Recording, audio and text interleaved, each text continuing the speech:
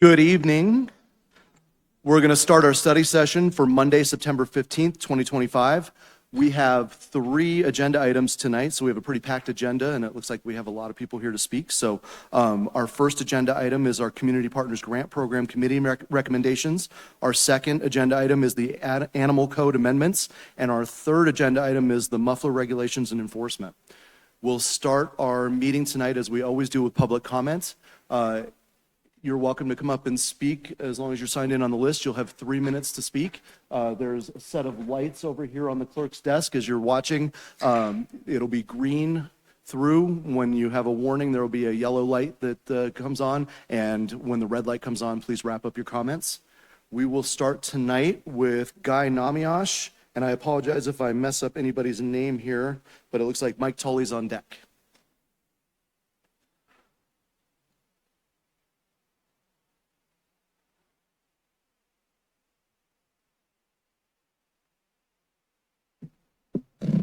What a great turnout. Thank you. Before I have you start, please introduce yourself, spell your last name, let us know if you live and work in Wheat Ridge, and which agenda item you're going to speak on tonight. Guy Namiash, Nahmiach, 3650 Ward Road. I will be speaking on agenda item 1, maybe 2. Mayor Pro Temp, Council, and City staff of all genders. I have a neighbor with a new dog that chooses to bark between sundown and sunset, but he's my neighbor. I also have another neighbor with 2 young children that test the decibel threshold so much that my other neighbor's dog reacts with a violent howl. But he's also my neighbor. My hens, my ladies, get so excited after they lay eggs. It's like, hey, Guy, look what we made for you. And they are so excited. There's a neighbor at the bottom of the street that warms up his motorcycle driving hard up Ward Road in the morning, warming up his bike. My backyard neighbor also has chickens. She buys them unsexed. As little chicks, you can't tell the difference, and so then you end up with some roosters. These are all legal entities, activities, situations, all of them, until they abuse the neighborly relationship. We have a noise ordinance with quiet hours. My roosters are your dogs. Not all dogs bark constantly, and not all roosters crow loudly. There is no one-size-fits-all, but consideration and using existing regulations will work to keep the peace. I've heard rumors of banning because of gender. What a story. I can't even begin to think of the embarrassment Wheat Ridge will undergo. The sustainability program, the equality program, the farming community. We invited the world of all colors and genders and cultures to join us. How will we answer them? What will a city whose mascot is a rooster? How are we going to explain abolishing roosters? Thanks so much. We have Mike Tully up and Becky Blackett on deck.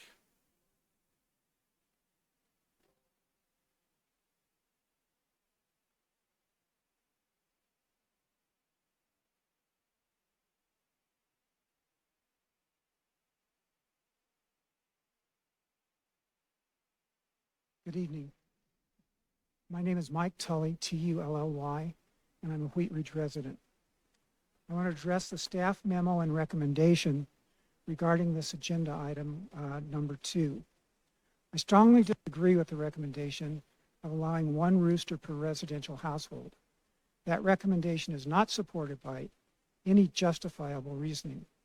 For the sake of clarity, I will refer to this memo as staff memo 1. Fortunately, we have another memo for the next agenda item, and that memo is very instructive to the current nuisance issue. I'll refer to that as memo 2. This second memo addresses noise constituting a nuisance from loud mufflers. It states in part that loud exhausts disrupt the peace of residential neighborhoods.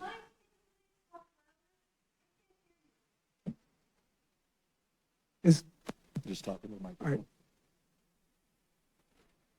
This noise not only diminishes quality of life, but it also increases complaints to local law enforcement, signaling a clear need for a structured enforceable solution.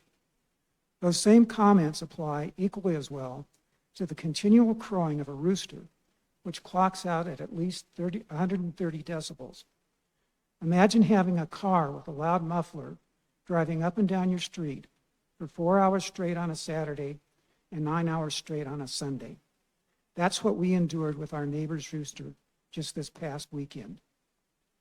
Memo 1 briefly mentions the fact that surrounding municipalities ban roosters.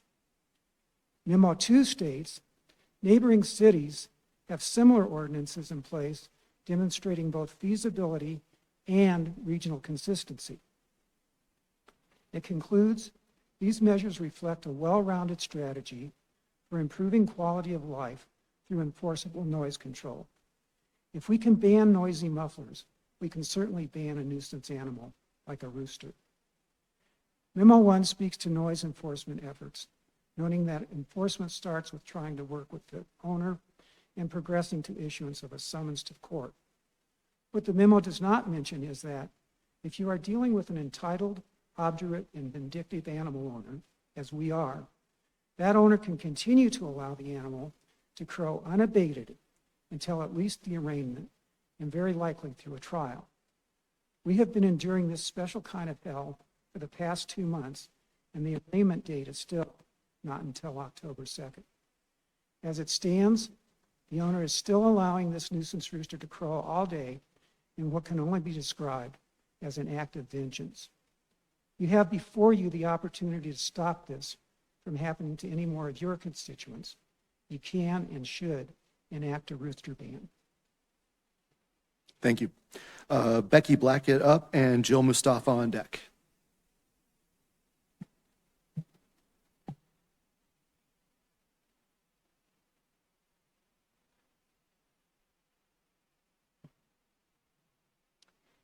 Good evening, Mayor Pro Tem and council members. My name is Becky Blackett, B-L-A-C-K-E-T-T, and I have lived in Wheat Ridge since 2002. You may remember me from the August 25th meeting. I am a single mother and the owner of 11 properties in District 3, including 10 long-term rentals and my personal residence. I also own a property in Denver, yet live in Wheat Ridge because this city has always valued sustainability and urban farming. I'm here tonight with my son because of an inconsistency in our ordinances. On August 27th, I received a summons to appear in court in early October. The issue is my rooster. Wheat Ridge allows roosters, yet if a neighbor complains, code enforcement is required to act, first with a warning and then with a summons, regardless of how loud the sound actually is. There is no objective measurement of decibels, no comparison to other everyday noises such as only a subjective judgment of nuisance. Our ordinance on unreasonable noise, section 16-103, restricts activities like trash pickup between 7 a.m. and 10 p.m. I know this having served as HOA president for over a decade and dealt with trash haulers arriving too early. A trash truck is louder than my rooster, who crows at about 72 decibels with no crow collar. The ordinance also accounts for unavoidable noises like those from CDOT or the FAA. Animal noises should be treated in a similar way in some cases. For example, magpies measure higher in decibels than my rooster, especially before he is let out of his coop in the morning. Since I last spoke with you, I have taken additional steps to reduce noise. I've added a second layer of soundproofing to our coop and installed a white noise machine in the barnyard, reducing the stimulation our rooster gets from the surrounding sounds. And he is wearing a crow collar that lowers the volume of his crow. Still, our current code around animals, section 4-9, defines nuisance as frequent, habitual, and unprovoked howling, barking, or other unreasonable noise. Without objective criteria for what counts as unreasonable, this language leaves all animal sounds, even natural and expected ones like a magpie's call, a barking dog, or a rooster's crow, open to interpretation. The truth is, living in the city means hearing sounds from neighbors and the environment around us. From my home, I can hear other roosters, dogs barking, magpies, wood chippers, lawnmowers, rush hour traffic, and the trash truck. These are all normal sounds of community life.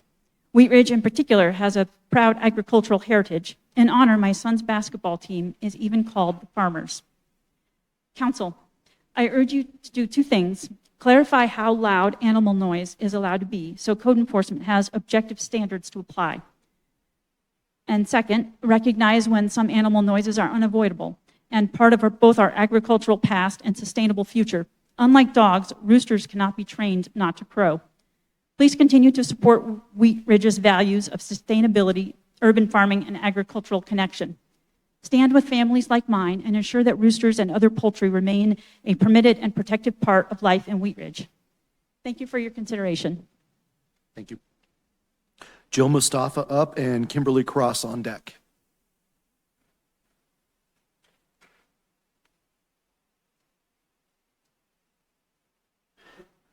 Jill Mustafa, Mustoffa, and my property is on the Kullerstrand property, so it used to be Kullerstrand's farm.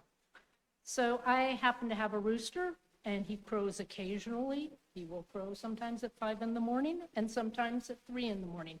He's in his coop. He's locked up at night. Now I have a hen that I broke her leg, and I had to separate her from my flock because of the rooster mounting her. She started to crow. Hens do crow. It's not only roosters. So if we're going to stop roosters from crowing, that means we couldn't have hens either because hens crow. So that really bothers me if I would have to get rid of my chickens. And when we were going through the bird flu, none of you could buy eggs, but I had eggs because I had a flock. And same with all of my other neighbors who had their eggs. So, and I agree about a noise. The neighbor's dogs, they are louder than my rooster. The children in the apartment building are louder than my rooster. It's like, if we're going to be going after the roosters, we're going to have to go against children, and we're going to have to go against the dogs too, because they are louder than a rooster who crows occasionally. And that's all I have to say. Thank you. Kimberly Cross is up and Chris McCune on deck.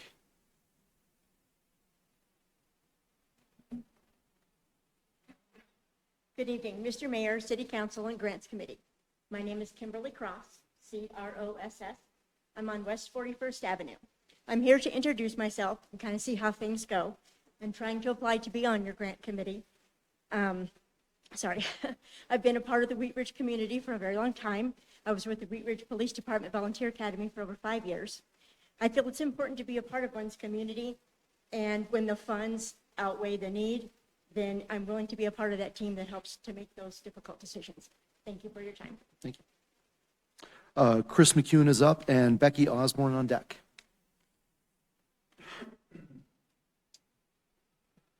Good evening, everybody. I'm Chris McCune, MCC UNE. I do live in Wheat Ridge, 7395 West 32nd Avenue. My family own and operate Roost Farms, and humble brag, I'm pretty sure we have the most chickens in the entire city. So there you go. So if you're a fan of chickens and roosters, here I am. I want to say three things. My family, we moved, we say that it was not a midlife crisis, but a midlife awakening. In 2014, we moved from Denver. I changed my career to start a small farm in the Denver metro area. I did a lot of demographic research. Guess where we picked? Right here, Wheat Ridge. Why would we pick Wheat Ridge? Well, there's a city ordinance that promotes sustainability, urban farming, all of these things. When I compared it to all the other places in the metro area, this was like a slam dunk choice. That was only accentuated as I sent 3 kids to the local high school, and they played all the sports, and one day they came home and they said, "Dad, we have the lamest mascot." I'm like, "What do you mean?" They're just like, "We're the farmers." I'm like, "Are you kidding me? We have like the best mascot." Farming, agriculture has been a part of the fabric of this community from its inception. Chickens, roosters are part of that heritage. So I believe it's who we are. It might not be something that we're actively practicing in every home, but it's something that matters to us. It's something that we value. So there's our history. When it comes to the chickens, the second thing I want to say is I have a lot of experience of watching hens and roosters. The natural state of these animals is to have a rooster. one rooster to 25, 50 hens is plenty. But those birds are healthier, they are happier when they have the rooster. The rooster offers protection. The rooster seems to offer just encouragement and support. And I'm not saying that everybody has to have a rooster, but if you do have a rooster, your hens are the better for it. I personally think if we're going to have these animals and we want to promote their best life, then allowing there to be roosters in our farming historical community is important. Last thing I want to say, to the people that make the decisions, if it is necessary to strike some kind of balance and to figure out some way forward where we honor our past, we allow us to keep chickens, we allow roosters, consider doing things like has already been mentioned, but also having some stipulations about when roosters would need to be kept in their coops.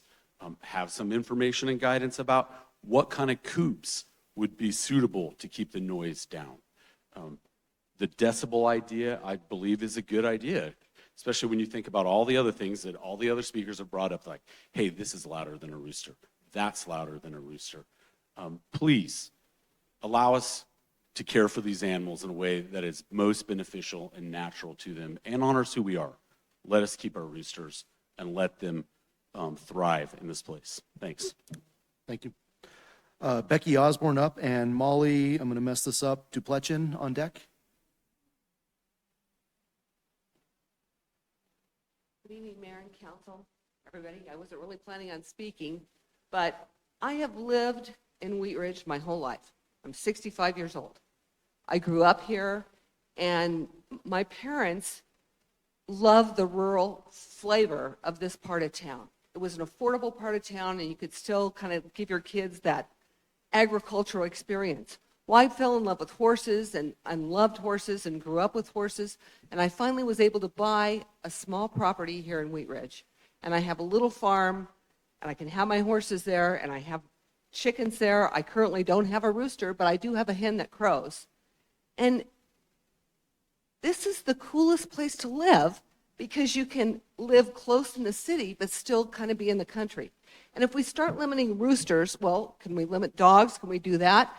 If you live in this area, that's what this place has always been. And I hate to see anything change more beyond where it is. We're getting crowded in with lots of people. Let's try and keep the flavor of truly what Wheat Ridge is. So, thank you. Thank you. Molly Duplechin up, and Jaylene Kubasta on deck.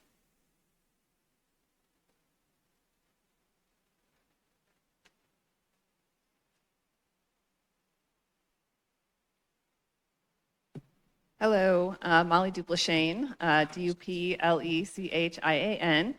and I'm here to speak on the Animal Code item number 2. I've been a resident of the 3500 block of Moore Court for 14 years, and as of this summer, our peaceful neighborhood has suddenly been disrupted with the noises of a very loud and frequent and habitual crowing rooster. This is a direct result of the lack of clarity in Wheat Ridge Code. I have read your staff recommendations and would be very much in support of either banning roosters or a more precise option of prohibiting roosters in the residential areas while continuing to allow them on the conforming agriculturally zoned properties of at least 1 acre in size, with smaller lots being treated as residential. Given our experience, the noise of this rooster is very disruptive and impacts our quality of life and the equilibrium of our neighborhood. We recently recorded from our living room on a Saturday afternoon the rooster crowing 5 times in 5 minutes. If you average that out throughout the day, it's approximately 30 to 35 times per hour. For some, that is a noise that might not bother you, but for the good of the community, we should acknowledge that that is a sound that not all find very pleasant. As much as many of us have moved to Wheat Ridge to live in a more rural neighborhood and community, we also must acknowledge that it is becoming more densely populated, and therefore, we need to adjust our code and regulations to adapt. I don't think we need to be worried about being an embarrassment. In fact, we are well behind our surrounding jurisdictions when it comes to this matter. As Wheat Ridge City Council members, it is your responsibility to act as representatives of the public, hear from residents, advocate for our needs, and make decisions on behalf of community welfare. Your action is needed in this circumstance to defend and protect the quality of life for your constituents. In this instance, what benefits the few should not burden the many. A sound policy would weigh the voices of the many over the interests of a few. Your responsibility as a city council member is to protect the peace and well-being of the community as a whole, even if it means limiting the preferences of a few. While a small number of residents may enjoy keeping roosters, the impact of their noise is felt by many more who value peace, rest, and quality of life in their homes. The keeping of roosters, while of limited benefit to a small number of residents, creates significant and widespread disturbance to the broader community through persistent noise impacts. As part of your responsibility to safeguard public health, safety, and welfare, you must weigh the interests of the many over the preferences of few. This doesn't have to be an all or nothing. You can strike the right balance when it comes to allowing roosters without having to ban the noise of kids. That is possible. I'll just close with saying that prohibiting roosters within residential areas while allowing them on larger agriculturally zoned lots is a reasonable and necessary measure to protect the quiet enjoyment of our properties and the overall quality of life for the community at large. Thank you. Jaylene Kubasta and Kevin Kubasta on deck.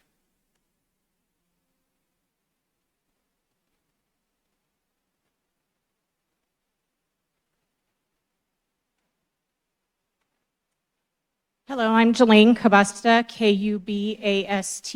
I am a Wheat Ridge resident for the last 35 so years.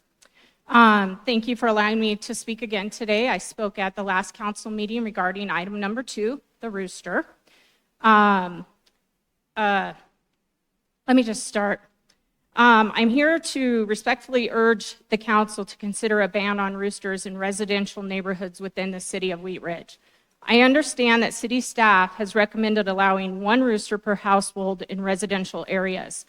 Unfortunately, this recommendation was made without input from any of us that have been directly affected by this rooster. Residents on Moore Street and Moore Court have been dealing with an ongoing nightmare caused by just 1 rooster. The animal crows throughout the day, disrupting our peace and daily lives. Despite being cited for this nuisance, the owner continues to ignore both the violation and the impact on the neighborhood. This situation has made it painfully clear we cannot depend on individual rooster owners to act responsibly or considerably. Roosters are inherently disruptive in a suburban setting. Their loud, repetitive crowing doesn't belong in densely populated neighborhoods. As it stands, neighbors like myself are being forced to document, record, and log these disturbances on top of enduring them. That expectation is completely unreasonable. We should not be expected to do this. We should not have to be private investigators in our own homes just to have peace and quiet. Many other cities in Colorado, including our neighboring cities, Denver, Lakewood, Boulder, Nevada, among them, have already enacted common sense bans on roosters in residential zones, while still allowing hens for backyard sustainability. These cities understand that urban neighborhoods are not barnyards and that protecting residents' quality of life must come first. Owners of roosters should not be granted special privileges that infringe on their neighbors' rights to enjoy their homes in peace. This is not just a nuisance, it's a form of neighborhood bullying, and it has no place in Wheat Ridge. Wheat Ridge has the opportunity to follow suit as these other cities have done. We can have urban agriculture without sacrificing neighborhood tranquility. The right to raise chickens should not come at the cost of another resident's peace of mind. I respectfully urge the council to ban roosters in residentially zoned areas of Wheat Ridge and to do so with the understanding that the health, well-being, and basic comfort of our community members should take precedence. Thank you. Thank you. Kevin Kubasta up and H. Sanford on deck.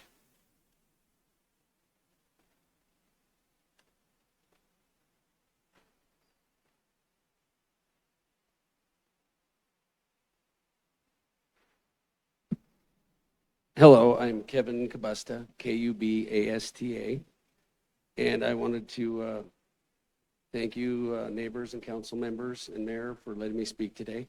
I kind of had a whole thing written up here, but some of it just reiterates a lot of points we've already made, and I even agree with, I looked 40-some years ago about where to live, and I came up with the fact that I love Wheat Ridge.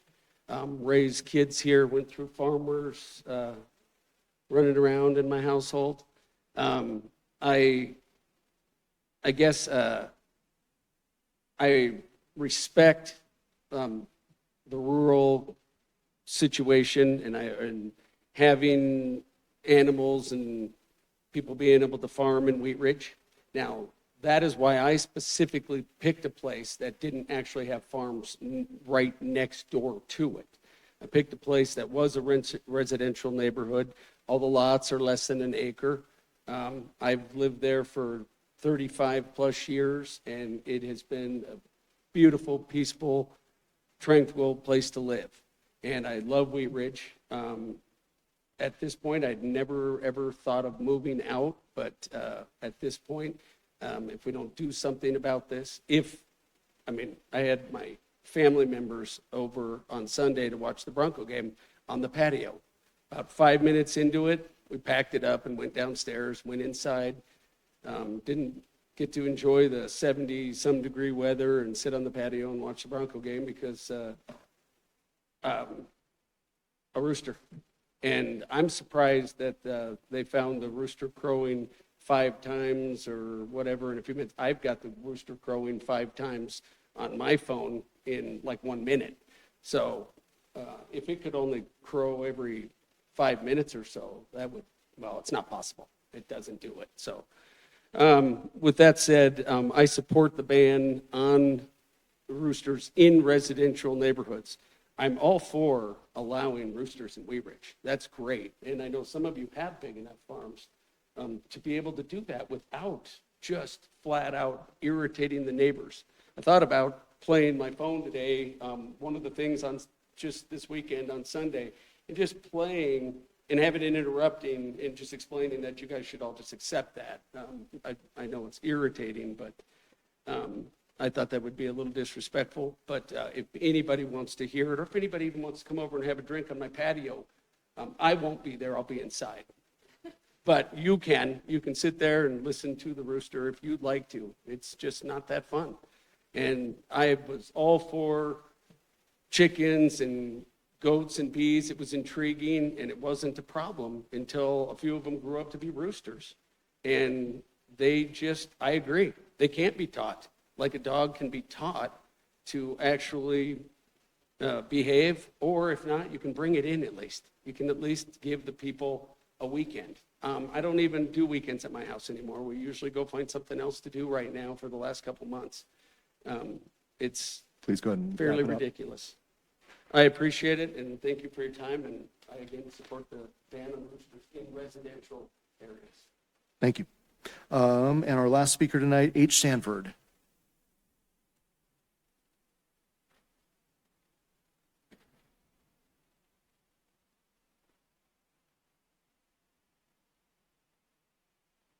H. Sanford, S-A-N-F-O-R-D. I'm here to talk also about Section 2 of the roosters.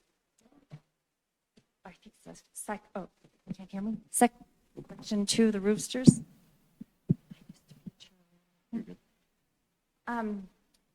Watching this city evolve has been wonderful, and I still believe in the success of our community. However, some bans need to be placed. Lately, my neighborhood has been hit with a disruptive and obnoxious crowing from our neighbor's rooster. It crows continually, and I have documented and filed how often with the city. The rooster has become a nuisance. My husband has stage 4 cancer. We no longer can enjoy sitting outside in our backyard because of the crowing.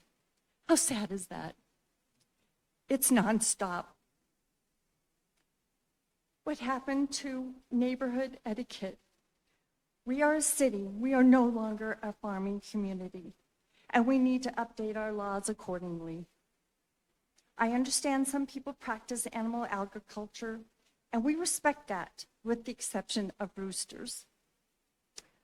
I would hope that our city council respects the many, many residents who are reaching out to ban roosters.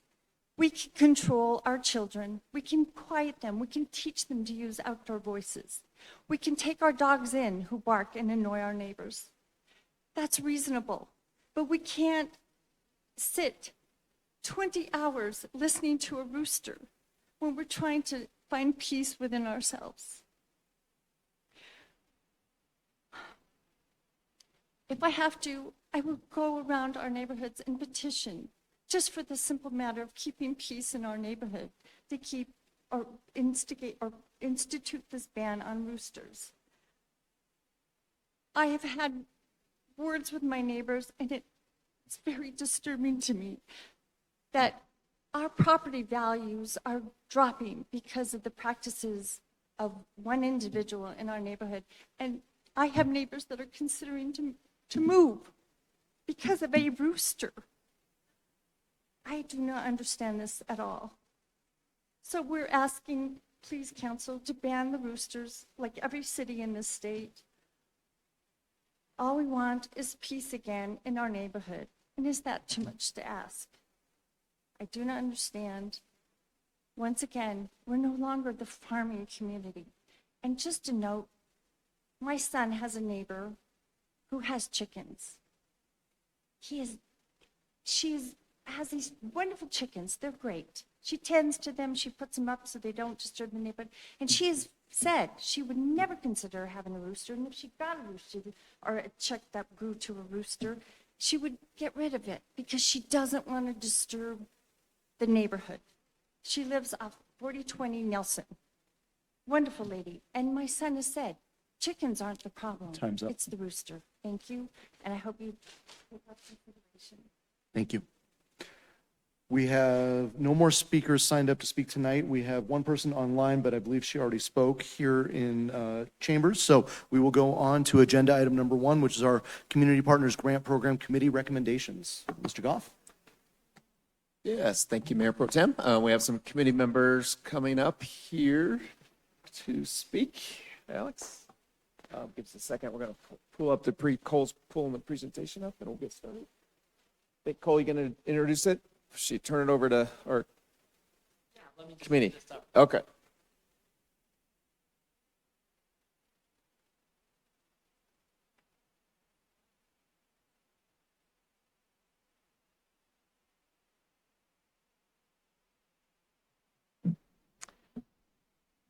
Fantastic. Thank you, Mayor and Council. It's a pleasure to be here tonight with 2 members of the Community Partners Grant Program Committee.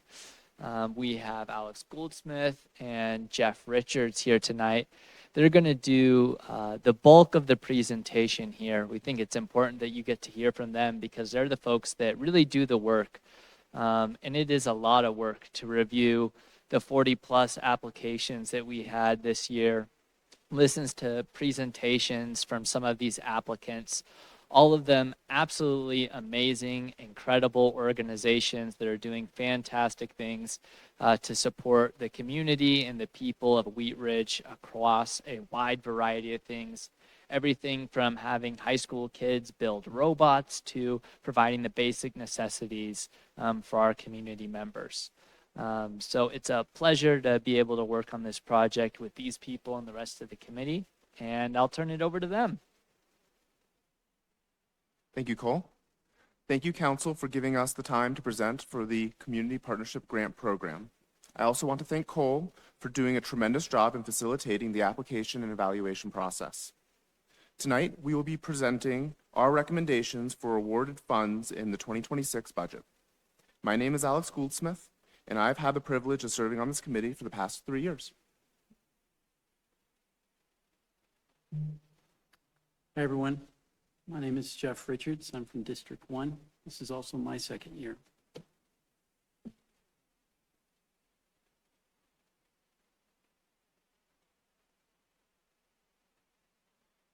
In this presentation, we will provide an overview of our committee and recognize the members who volunteered their time for this important work, share some historical context about the committee's work and growth, walk you through our 2026 evaluation process and how it has evolved, present our funding recommendations and next steps, and then we will leave time at the end for our final thoughts and questions from Council. This committee really functions as a bridge between the city and its intent with its funds to the organizations that apply for the grants. So our mission is to support those nonprofit agencies and programs and to be sure that they're serving Wheat Ridge. This is also the 18th year of this program, and we hope that it does continue. We think it's a valuable service to our community, and everybody this year has voiced their gratitude for being able to be a part of it. We've awarded nearly $1 million since 2020 through these grants and the requests. The program continues to grow.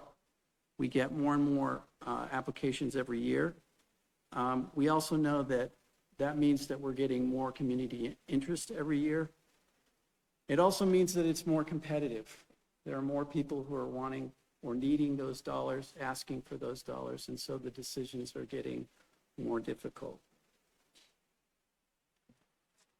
You've been introduced to Alex and myself, along with us. Lindsay Shorman from District 2 is also one of the people who's been on the committee for more than a year.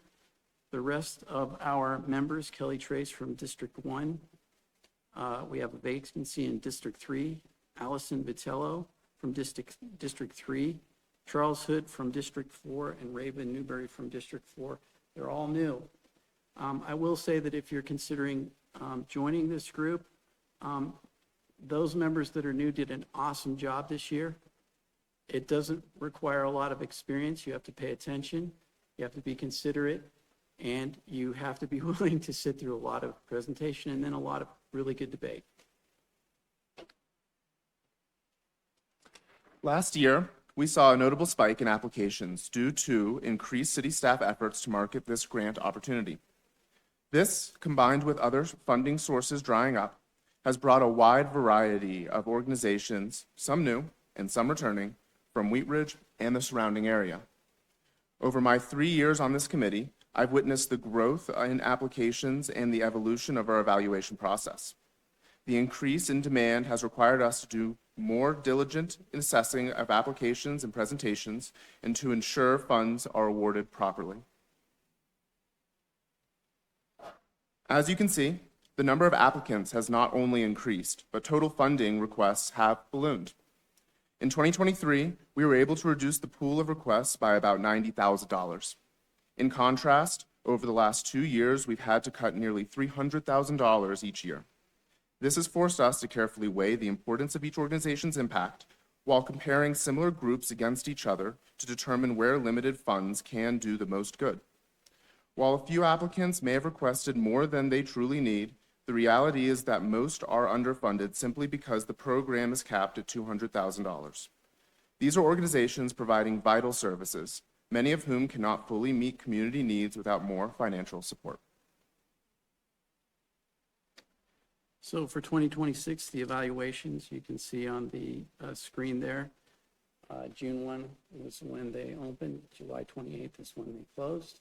It's amazing to think that, to me at least, that there were 43 organizations that were able to complete the grant application and get it turned in within just that month. If you think about that, that's pretty incredible.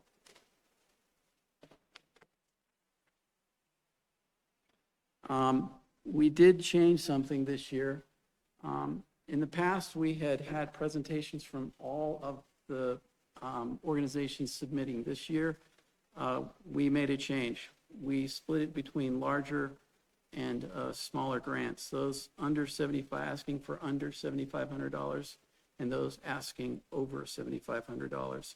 So for those with the lower amounts, we did not have presentations. We reviewed their applications thoroughly and had a debate and made some decisions. And then we moved on to the larger applications where we did see full presentations for those applications.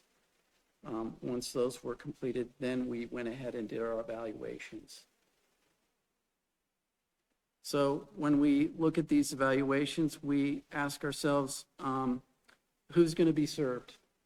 This organization that's submitting who are they trying to help?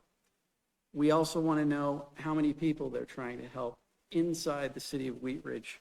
And we try to track that with each application. We ask questions about, does it actually impact our citizens above and beyond whether an organization might be located inside Wheat Ridge or not.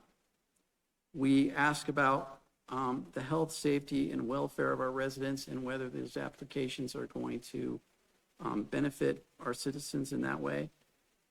And then we ask them to give us measures for their success as well as having our own. And we gauge their applications and how vigorous and full those performance measures are going to be. Last year, we asked council for guidance of how to best prioritize awards. You directed us to eliminate applicants who were double dipping in the city's budget, focus on awarding more dollars to fewer organizations rather than spreading funds thinly across all. As a group, our committee prioritized organizations addressing food security, housing, and community health. For 2026, we recommend awarding $200,000 across 32 of the 43 applicants. Awards range from $1,000 up to $12,000, with a median award increasing from last year at $4,000 to this year at $5,000. We will also provide feedback to applicants, giving direction about our decisions and advising what we would like to see in future applications. One key recommendation will be directed to Wheat Ridge High School groups. We encourage them to consolidate their proposals under one umbrella application, rather than the piecemeal approach we are currently doing. This will help them maximize their impact and strengthen their request.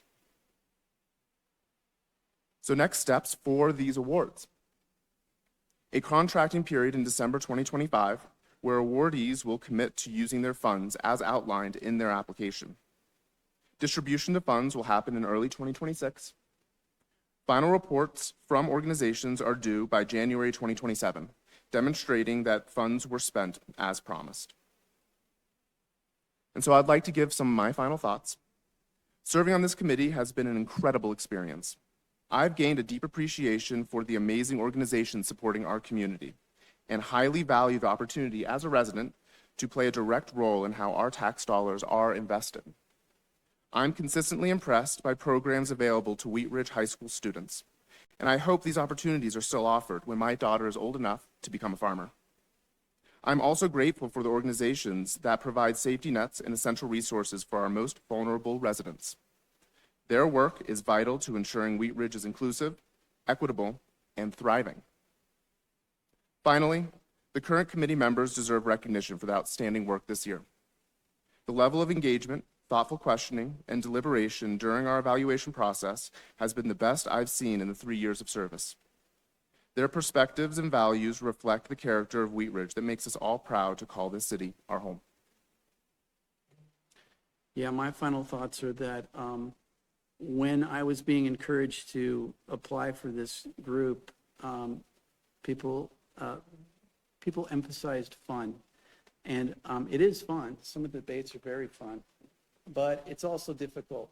You know, Alex said that we had great applicants. Cole said we had great applicants. That's true. We agreed as a group that there wasn't one single entity that applied that didn't deserve some sort of funding. And yet, with limited funds, you have to make choices. So that is the difficult part.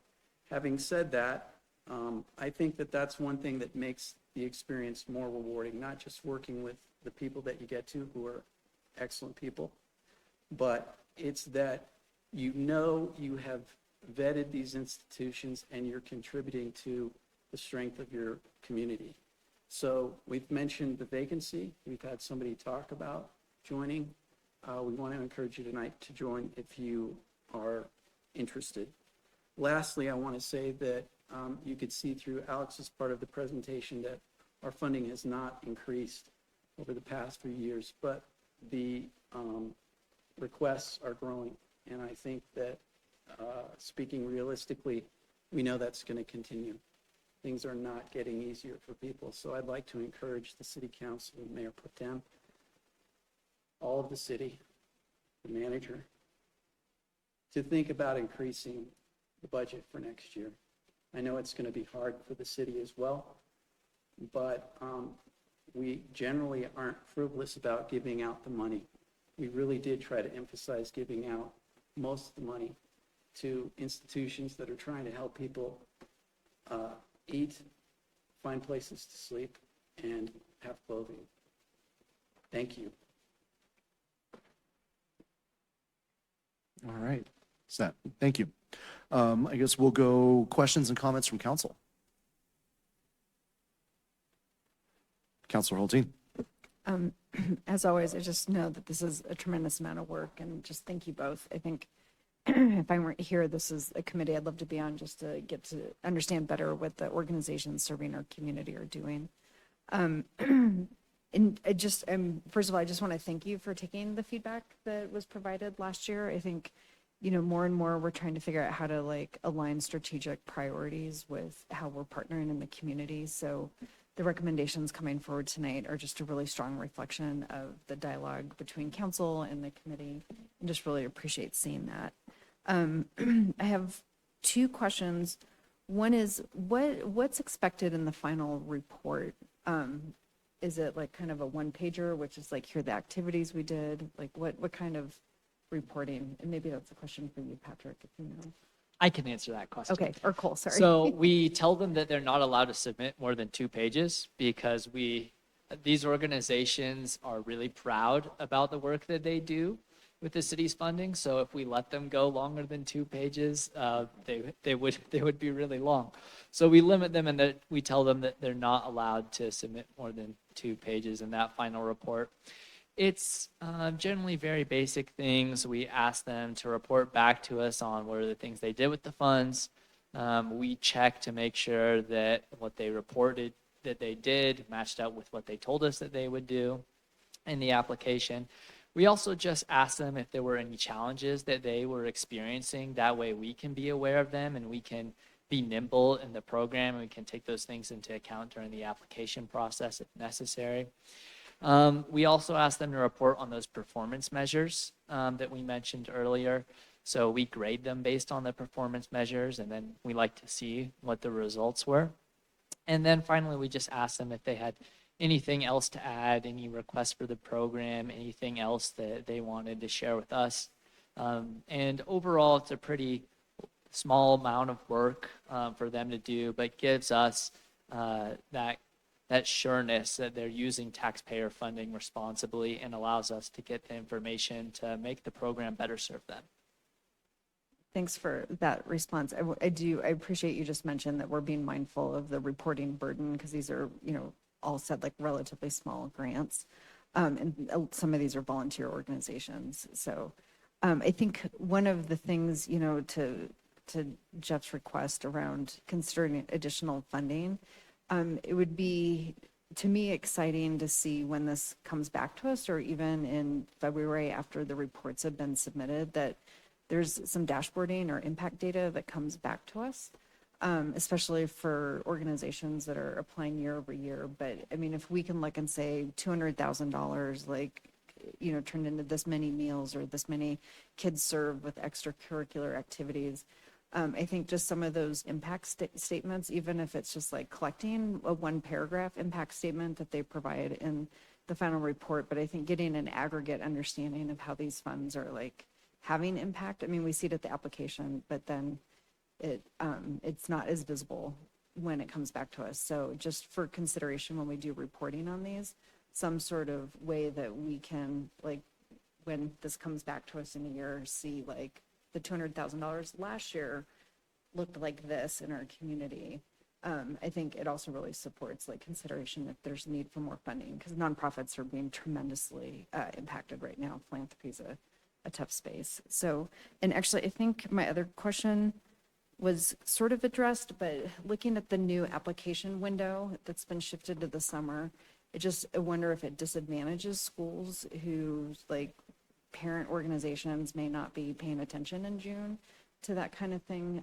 But if there's a desire to actually encourage schools to apply more like comprehensively. Maybe that addresses it. But I know when I was on the Parent Teacher Association in June, we were not paying attention to things. So maybe just a consideration there that the alignment of that application window may not align with like when some of our community organizations are like paying attention. So other than that, just is really fantastic. Strongly support the recommendations. Thank you.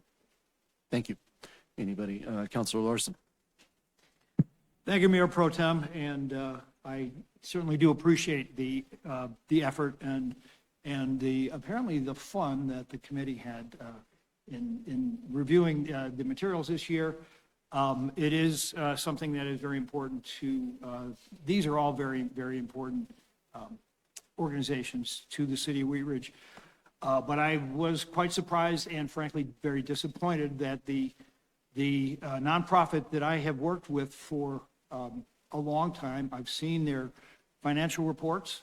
They are a solid organization. They do, the work they do is about as important a public service by a nonprofit to provide a service, provide funding to vulnerable residents that are experiencing energy-related hardships. The nonprofit is called Energy Outreach Colorado. It was the single one that I recommended that they apply for this year, and the report shows that they were turned down. And I'm frankly very disappointed in the fact that this nonprofit that provides a tangible service that benefits a vulnerable part of our community is not going to get a grant from the city of Wheat Ridge. So the organizations that applied and have won grants from Wheat Ridge, I'm sure I'm not going to criticize any of them, but I really believe that Energy Outreach Colorado is about as an important a community service that a nonprofit can provide. Thank you.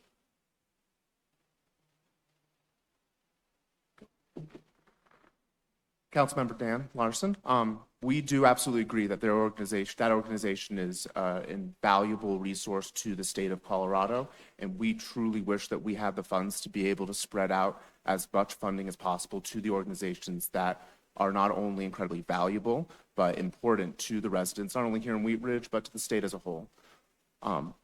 During our deliberation, we wanted to be able to give as much money as possible to all these great applicants.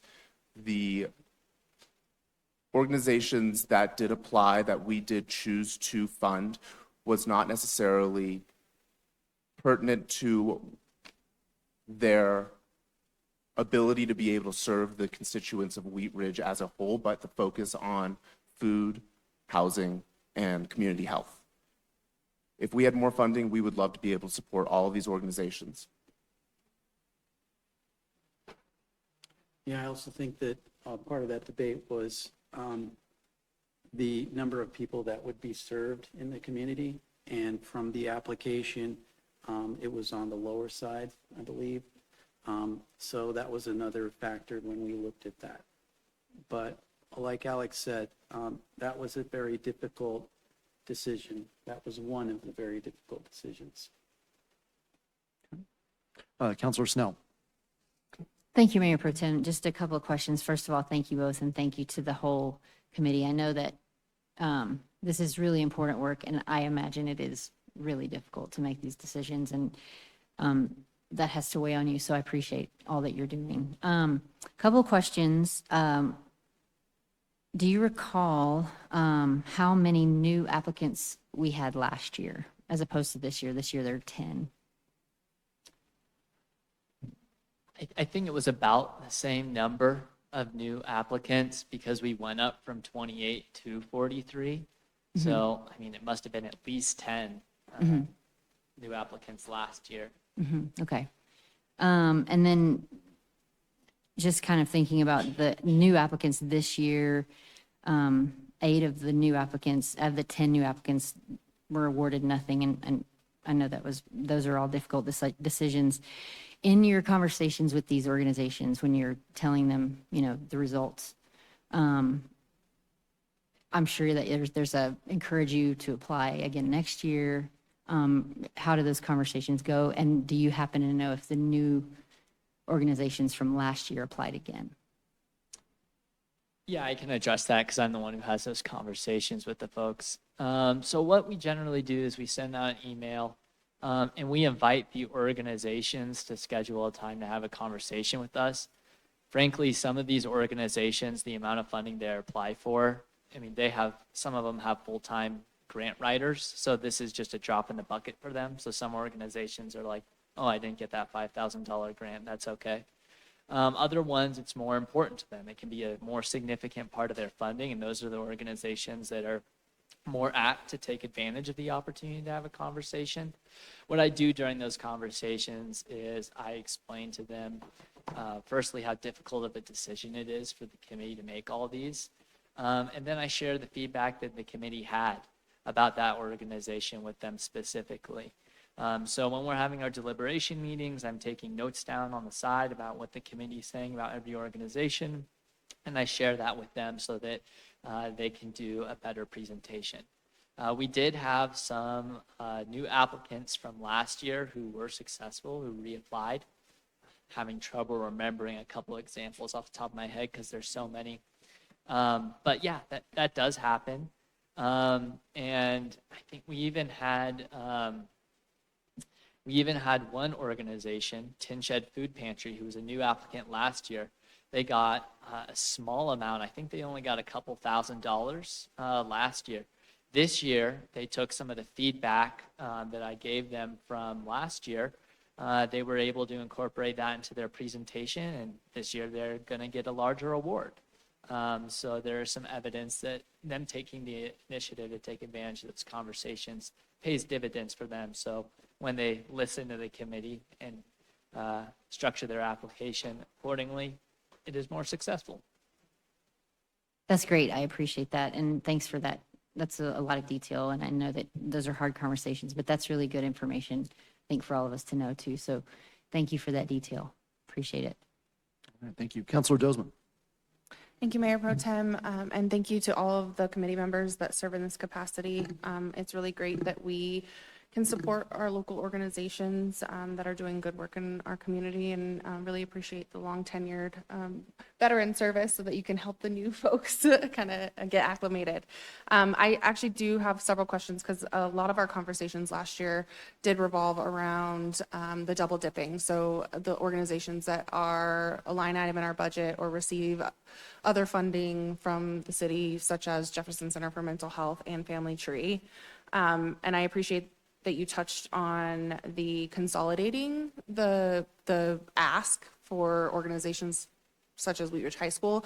So my first question is, how was that received as far as encouraging a consolidated applicant? Because as we can see, there's several that applied still this year. Yeah, we're currently working on that with them, so there will be more to come. The committee actually finalized their recommendations last week, so we haven't had a ton of time to put that into practice yet. And so can you maybe talk about the process and the criteria that you look at as far as awarding various organizations within a larger organization such as Wheat Ridge High School? You know, the cheerleading booster requested $4,500 and didn't get any. However, the choir requested $9,000 and got $9,000. And then the instrumental music boosters, also the PTSA, the STEM program. So maybe just kind of touch on the decision making around that. I think that, you know, the high school has come up a couple of times, and first, we all definitely wanted to support the high school and education. I think that what we need more of from the high school itself is a little bit better organization on their side, number one, because it's hard to always discern. So let's take the 5,000, Farmers 5,000, which is a tradition here in Wheat Ridge, fundraising for the school. You can, as a person who runs, ask to apply those funds to a specific program. Doesn't mean that you necessarily will, right? Well, how do we as a committee know where those funds are going and where they will go in the future? We don't know. We also know that there are requirements through the school, if they come through Farmers 5,000, there's a certain organization. So for instance, you mentioned the band. There are certain funds and certain discounts they can take advantage of, but they can't take advantage of those if they go through the other route of funding, through Farmers 5,000 necessarily. So they have a more complex kind of topography of, how do we make decisions about money and where do we get that money from? So I think in general, it would be very helpful if the high school were to help us understand what the limitations to that disbursement is. Because we still are, even though it was better this year, it was more organized, we're still flying somewhat blind. And I would say that that's true for most. So you also mentioned family tree, et cetera. Can the city provide us with information about how they intend to fund or how they organize their funding of those groups? Because it would help us to understand. And maybe we would be able to find more room for organizations like the one, the energy outreach, right? So it's getting better. The process is good, but I think in general we need more information. Alex? This was a really hard decision because our youth is such an important part of our population here in Wheat Ridge. Myself, with my daughter, I would love her to be able to go to Wheat Ridge High School, and I want to make sure these organizations are still strong enough for her to be able to participate in them. It really comes down to the meat of their applications and how we're able to divvy up the money as a whole of $200,000. When it comes to certain organizations asking for money for uniforms versus organizations asking for money for fundraising their instruments and their piano, it is hard for us to be able to give only a little bit of money towards uniforms and a little bit of money towards instruments as well. Will only half the team have those funded uniforms versus us being able to upgrade instruments that will last years, if not decades. Unfortunately, if we had more money, we would all obviously fund as many high school organizations as we could. But for us in our limited capacity, we're unable to make those delineations between how to equitably fund organizations so that everyone has a fair share of the funds and awards that we're giving out. Thank you, and thank you for that valuable feedback as far as needing more information, because I think that the onus is on us, on our end, as far as providing that information so that you can better discern on the amount to give to various organizations that we otherwise may support in the budget. One other question specific to an organization. Given the tragedy that happened last week, I was surprised to see that the Jeffco DeAngelis Center wasn't funded in any capacity. So if people don't know what that is, that was the former Martinson Elementary School that was closed, and now it's not just a Jeffco, but also State of Colorado, and actually houses many police organizations outside of the state of Colorado to provide training to first responders in regards to school shootings. And it's been an invaluable asset in our community. And so I was just surprised to see none budgeted for that. If you could maybe speak to it.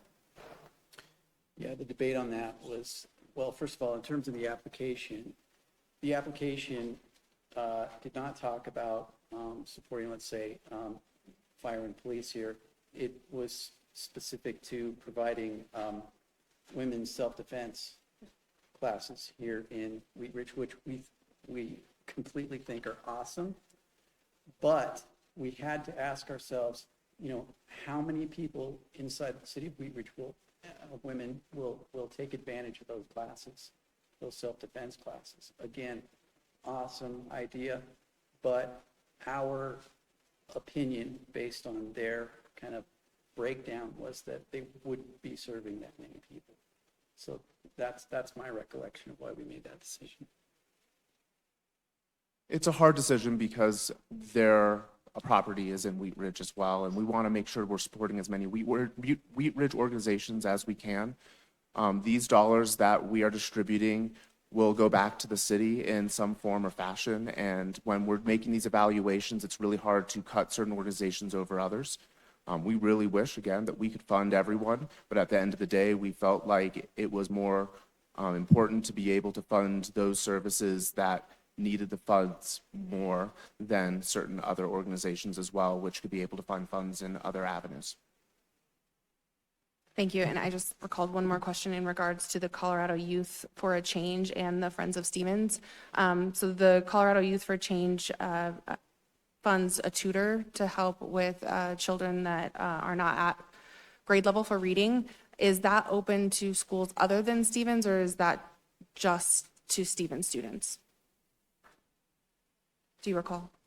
I believe that is just for Stevens students due to the closing of the other elementary schools. They have mentioned previously that they would love to expand their services, and with continued funding, they might be able to expand their services to our other elementary school as well. It would be a great service to be able to continue seeing them utilize the service here at Stevens to be able to help continue funding them and growing their foundation in order to be able to serve more people in our community. I wish that they were in both elementary schools, but I think that limitations of funding, since a lot of other funding sources have dried up, has eliminated their ability to be able to be stretched thinly. Councilor Ohm. Thank you, Mayor Pro Tem. My question's been answered. I just want to say thank you to the committee. I know it's a lot of hard work. There's a lot of diversity in the choices that you made. You got to make some hard choices with our limited funds. And I hope everybody understands the commitment that takes. And I'm sure it's really sometimes it's probably heartbreaking when you're taking a look at some of those entities that they need the money, and everybody's going through tough times and things are changing pretty quick. And so I understand your request. Thank you. Councilor Weaver. Thank you, Mayor Pro Tem. I also want to thank the committee. I can't imagine, I just even appreciate all of the thoughtful responses you've given tonight on the decisions, the very tough decisions that you have to make. So thank you for the time and all of the committee and just for the thoughtful explanations. I can't imagine how difficult it is to spread that money. So I hope as a council we can try and increase it at least a bit for the coming years. To your point, thank you. Thank you. Let me ask, probably Mr. Goff, as you're looking at the 2026 budget, do we have some extra shekels to pass around? For the 26, we have the budget balanced right now. As you know, we're going to be bringing that back to council, trying to get a proposed budget to you next week, I believe, right, Marion? And then we have a study session coming up. So right now the budget's balanced. We could talk about that at the study session when we look at the budget. We could move money around at that point if you'd like. But right now we have the 200,000 budget. Okay. All right. Seeing no more comments, I'd like to ask for a consensus that we take the recommendation from the committee that we disperse the 200,000 the way they are recommending. I see a consensus. Okay. Thank you again to the committee for all their hard work and Cole and everybody else. We appreciate it. We are going to move on. Do we need to take a break, or is everybody okay to move on? No? Go ahead. Go ahead. We're going to go through each of these individually, let Cole present, and then we'll take a consensus on them as we go. Okay? Let's move on to agenda item number 2, which is our animal code amendments. And we'll kick it off to City Manager Goff. Thank you, Mayor Pro Tem. Pulling up our great staff here. Where'd Mr. Dog go? Did he hide? He snuck out. We have our attorney here as well, if we need him to help with any of our code. But if you remember, we brought this item, animal code, to you a few weeks ago. I'm sorry, you need something? Yeah, he's here. No, he's here somewhere. He may have stepped out for a second, but he'll be right back. But sure, that'd be great.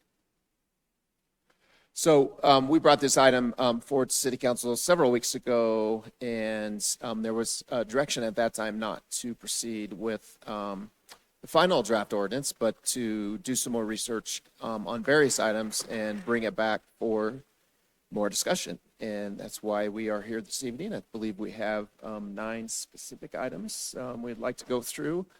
And I think we're going to go through them one at a time and ask for consensus one at a time. That might be much easier. Again, some of these we talked about at great length a few weeks ago, so they shouldn't be a surprise. But I will turn it over to Cole now to start the conversation. Fantastic. Thank you, Mr. Goff. Let's get started talking about some more animal code amendments. So to begin with, our agenda for this presentation, we're going to give you a quick background, and then we're going to cover each of the following issues. First, reptiles, amphibians, and insects, then endangered species, definition consolidations, rehabilitated fighting dogs, animal sales in public, child-proof structures for dangerous dogs, transfer of dangerous dogs, possession of dangerous and aggressive dogs, swine in the city of Wheat Ridge, and roosters in the city of Wheat Ridge.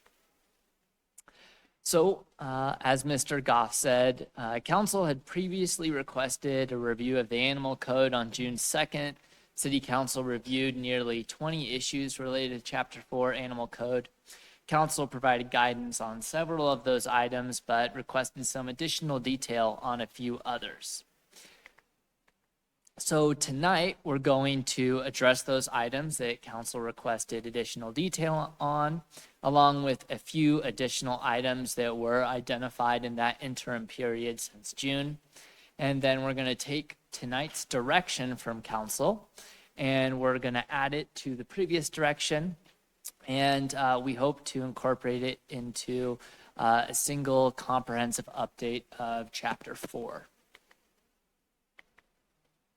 So first, let's begin with reptiles, amphibians, and insects. Because of the way that the city's municipal code is written, reptiles, amphibians, and insects are prohibited in the city of Wheat Ridge. However, staff doesn't have any concerns about their presence as pets in the city. So last time we talked about this with Council, we came forward with some standard regulations that we found from other cities that were about allowing these animals with some restrictions. The feedback that we got from Council at that study session was that the language from other municipalities was a little too broad for the city of Wheat Ridge. So the strategy that we took with this update was to implement a risk-based regulatory approach. So for example, here's the update that we propose, that reptiles, amphibians, and insects be allowed except for the following: venomous or toxic species that can cause serious injury to humans or animals. And you'll notice that that's different from last time where we didn't include the part about serious injury to humans or animals. So our hope is that that's a little bit more specific rather than any species that has any venom or toxin whatsoever, because some of those can be relatively benign or harmless to most humans or animals. We also included an exception for venomous snakes. Those are banned in the state of Colorado, so they wouldn't be allowed anyway. Constrictor snakes that are a danger to humans and animals, such as certain pythons and anacondas. Again, trying to use a more focused language there so that we're only targeting the constrictors that are really a danger to the health and safety of Wheat Ridge residents. Any reptiles, amphibians, and insects classified as dangerous or hazardous by the state or federal government. In your memo, this one may have been a little confusing for you. In the memo, we wrote any animals classified as dangerous or hazardous by the state or federal government. But I wanted to make sure I was clear that we're only talking about any reptiles, amphibians, and insects classified as dangerous or hazardous. So this wouldn't ban pit bulls or any other species of dog, for example. It just applies to these three categories. And some of the animals that might be in those categories are things like rattlesnakes, alligators, crocodiles, killer bees. I think anything with the name killer in it is probably a non-starter. Okay. All right. Excuse me. So crocodilians also, including but not limited to alligators, caimans, and crocodiles. So that is the language that we propose for the council, and that is the staff recommendation. Councilor Weaver. I just have a quick clarification. First of all, you may want to check the actual wording on something like killer bees, because killer bees are called killer bees because of how they attack, not that they in the way they swarm. So I don't know if that's a technical term. Just to check it out, because killer bees have evolved into the beehive populations in Colorado, just so you're aware of that. And there's no way to really test for it if they are in your hives, other than it will be a more aggressive hive. Pot-bellied pigs. I know it says except excluding pot-bellied pigs. Where do pot-bellied pigs fall again? I know we've had this conversation. I know we have pot-bellied pigs in Wheat Ridge, but where do they live since they're excluded in this part? Yeah, so they live in the same part of the code as this. We're actually going to talk about those a little bit later when we talk about swine. Yeah. Okay, so we are going to talk about it with swine. Yes. Great, thanks. That's all I wanted to say. All right, any other questions or comments on this one? Can I ask for consensus that we accept staff's recommendation on item number 1? We have that. Okay, moving on to item number 2. All right, the next item is endangered species. There are several endangered and threatened species that are prohibited in the municipal code currently because of the way it's written. We don't currently experience a lot of issues with this prohibition. We don't really see community members coming to us asking for certain endangered species to be allowed or not. But at the last council meeting, we did hear a request that the city make an amendment to the code to allow certain endangered species to be kept in the city. And we think we found a way to do that in a manner that also balances that with the health and safety of Wheat Ridge residents. And that's by making sure that they're allowed, but that they're kept by a licensed entity like a research institution or an animal rehabilitator, the people that are really best equipped to handle those types of animals. So our recommendation is to go ahead and allow endangered or threatened species listed under federal, state, or international law and kept by a licensed entity to be kept in the city of Wheat Ridge. Okay. Councilor Dozman. So where would the kangaroos fall underneath this? That's a fantastic question. Yeah. So the kangaroos would have to go through the chief's exemption process. And if you'll remember, last time we actually talked about that exemption process, and we got guidance from council so that we could update the code to make sure that we had a little bit more leeway and discretion for the chief to review those requests for certain animals like the kangaroos, and then put reasonable restrictions and requirements on them so that they could be allowed, but they're balanced with the health and safety of Wheat Ridge residents.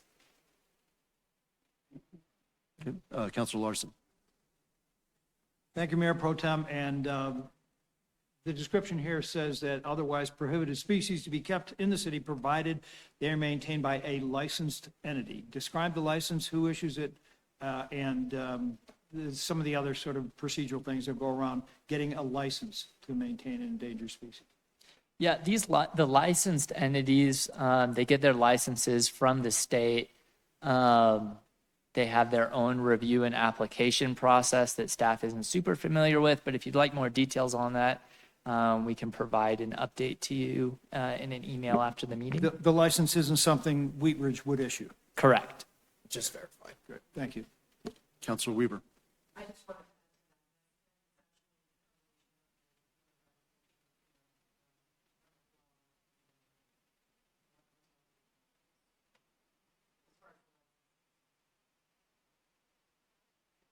Anybody else? All right, I'll ask, oh, go ahead.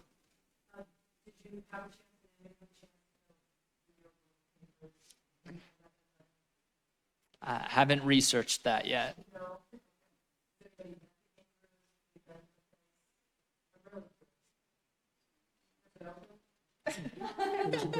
Have you seen the kangaroos? Have you petted the kangaroos?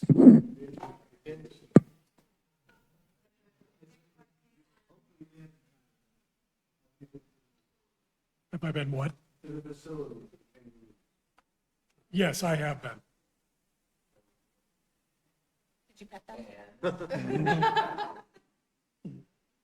And we're making sure that everything is monitored and run correctly and cooperatively. If there's a bite incident, that needs to be reported right away. Oh, are the kangaroos? I'm not a kangaroo expert, but I believe they're being maintained and cared for properly to this point. Thank you. Anybody else? All right, seeing nobody else, I'd like to ask for consensus that we move forward with staff's recommendation on item number 2. We have a consensus. All right, moving on to item number 3.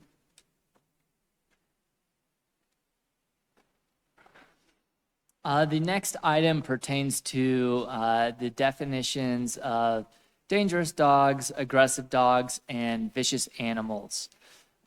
We have these 3 different definitions within the municipal code. They're currently overlapping in some areas. So some of the things that are in the definition for dangerous dogs are also in the definition for vicious animals, for example.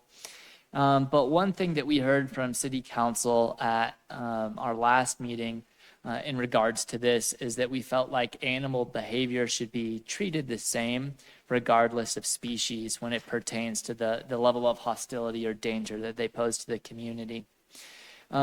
And so we've come before you to ask for a consolidation of these definitions to help us simplify the code and make it clear for people who are reading it and easier to understand. So we propose consolidating these definitions in the following way. We would have a definition for aggressive animals. That would be for less aggressive dogs and animals than the dangerous animals definition. So it is the definition for aggressive dogs, but really just expanded to include all animals. So it includes animals that are threatening, aggressive, or those that cause minor injuries. The definition for dangerous dogs and vicious animals would be combined into the definition of dangerous animals, which is defined as those that cause serious injury, are trained for fighting, and that aspect we'll talk about a little bit later, or legally declared dangerous with an uncompliant owner.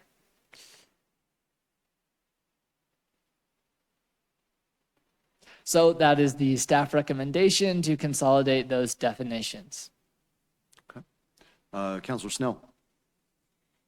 Thank you, Mayor Pro Tem. I was just, and maybe we're going to talk about this, but further down in our agenda, I was reading, there is a statement that basically says, any animals that have been classified as a dangerous or hazardous species under state or federal law.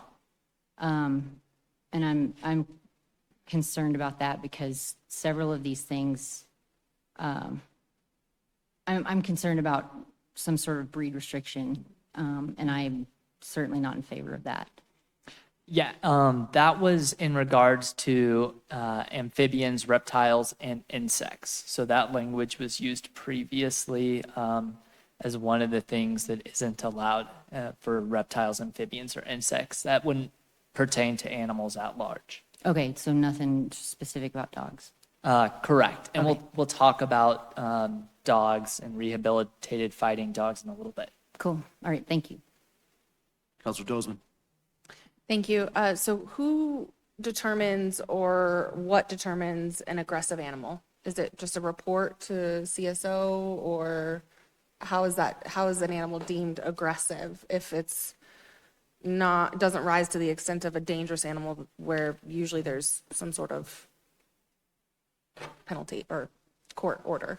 Yeah, so aggressive would be those that are threatening, aggressive animals and their behavior. So like, snapping at people like they're going to bite them or things like that, or those that cause a minor injury to a person or animal.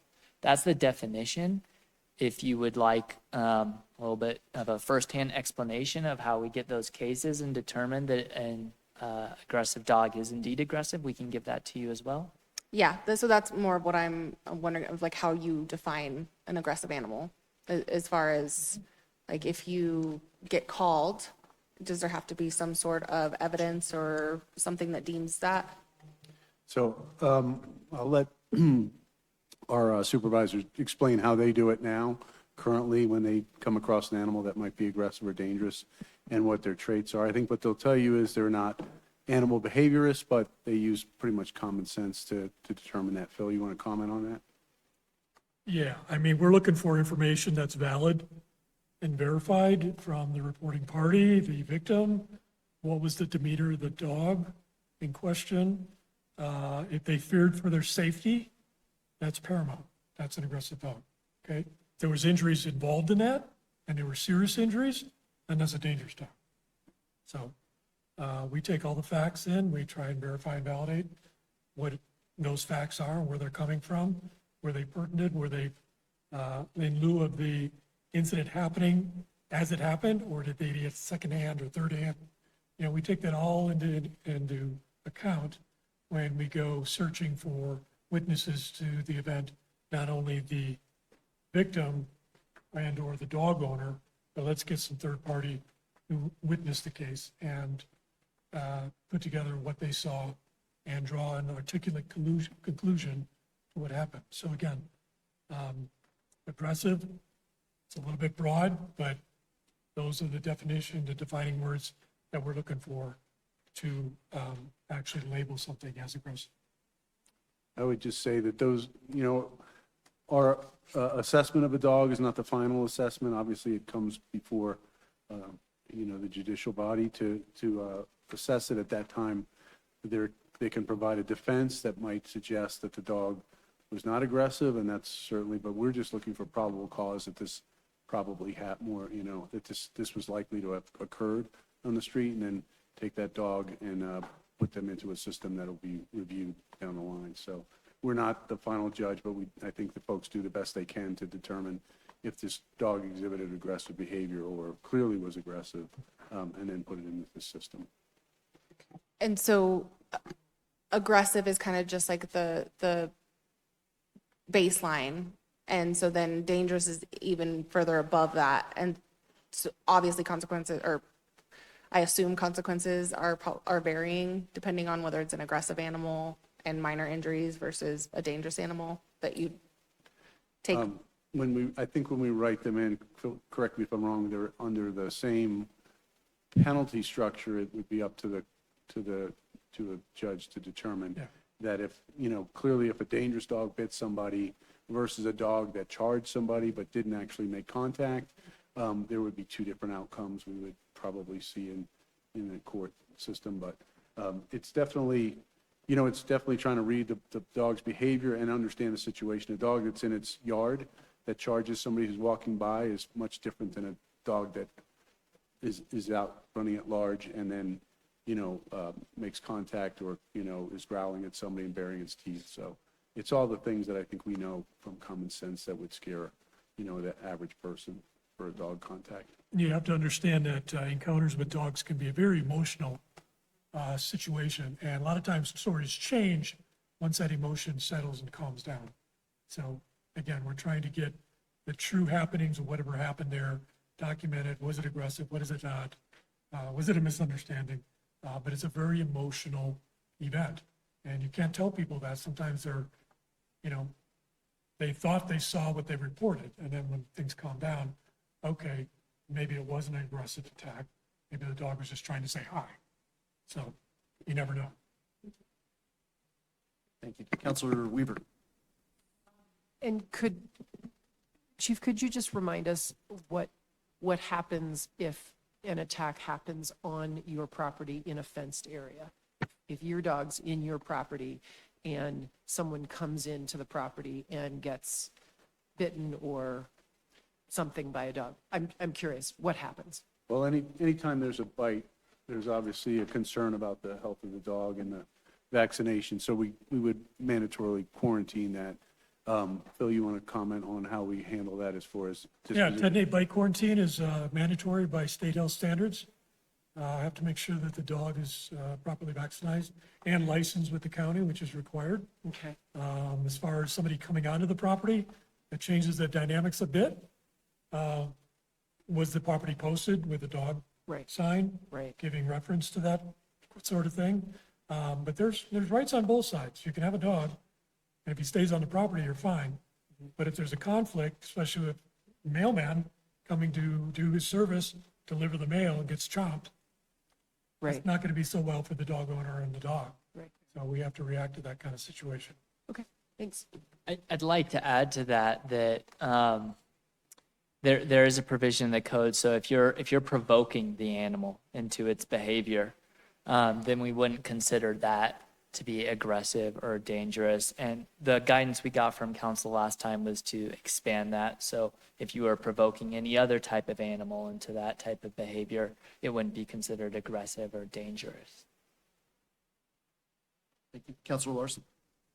Thank you, Mayor Pro Tem, and I guess to follow up on that, we are looking to amend the code to expand the code to not just describe dangerous dogs, but to describe dangerous animals. And I am a bit curious to know what other sort of animals would be aggressive to me as I walk down the sidewalk.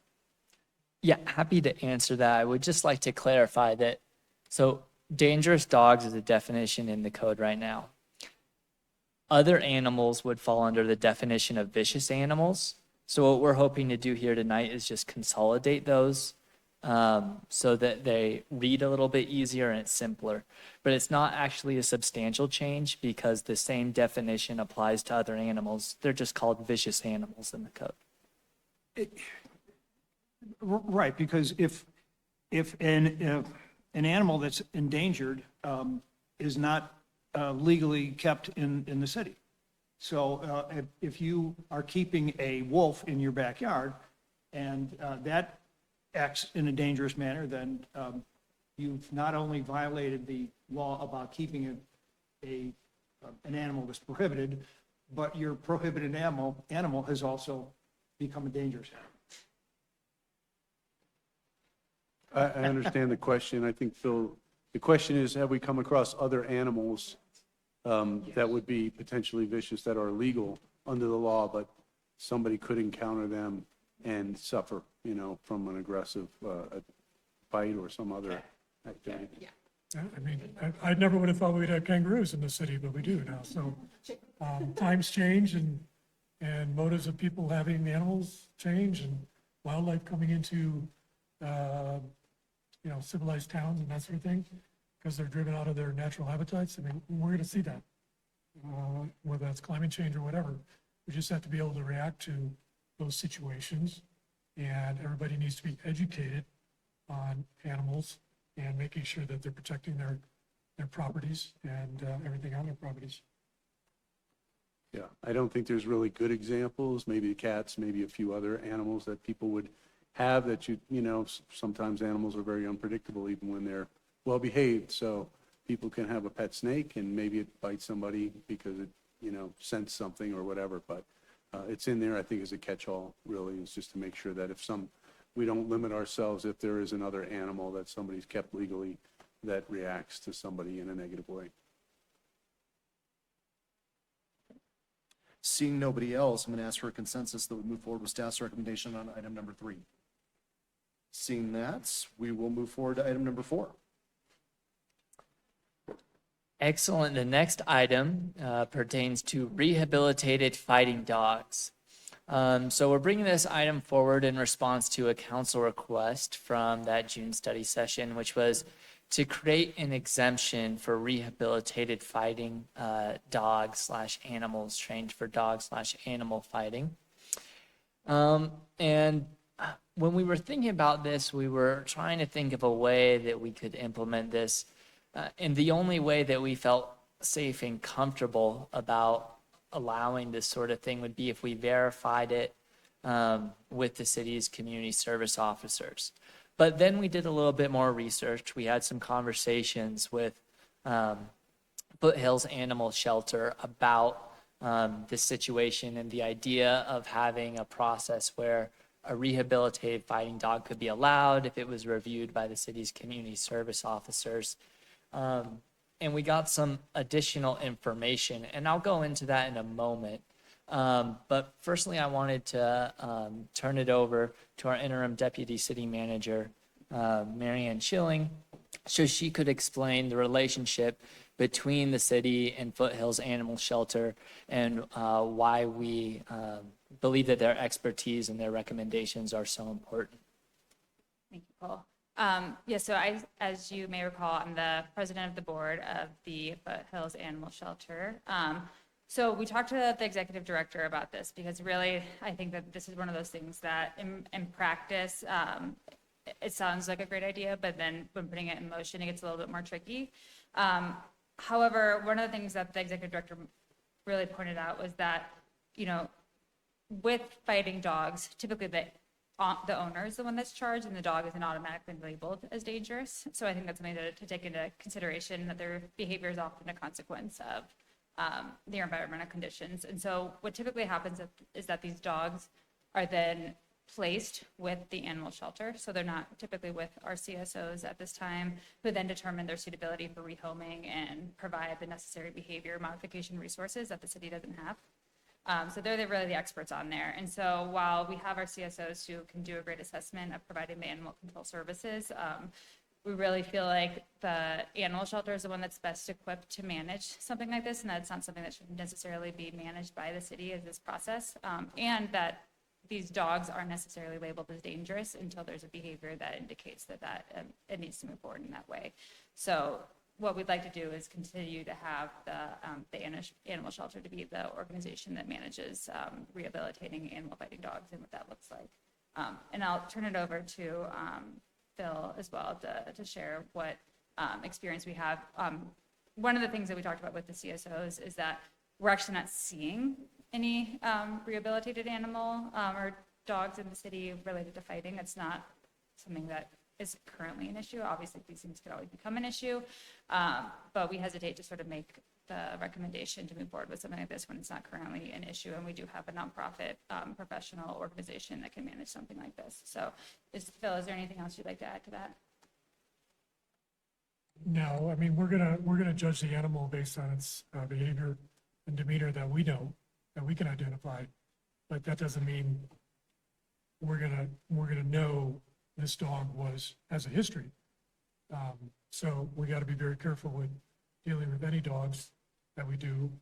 And it's a situation that we want our officers to be careful and not get hurt in any situation that they're dealing with an animal. Thank you. So just to recap, our concerns were our community service officers are not trained to assess the long-term risk of aggression from rehabilitated fighting animals, and that was one of the concerns that we had.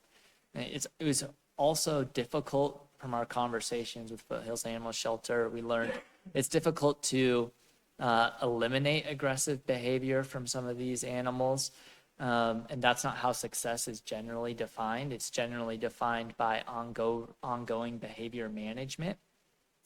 And we're also concerned about the liability of designating a formerly fighting animal as rehabilitated.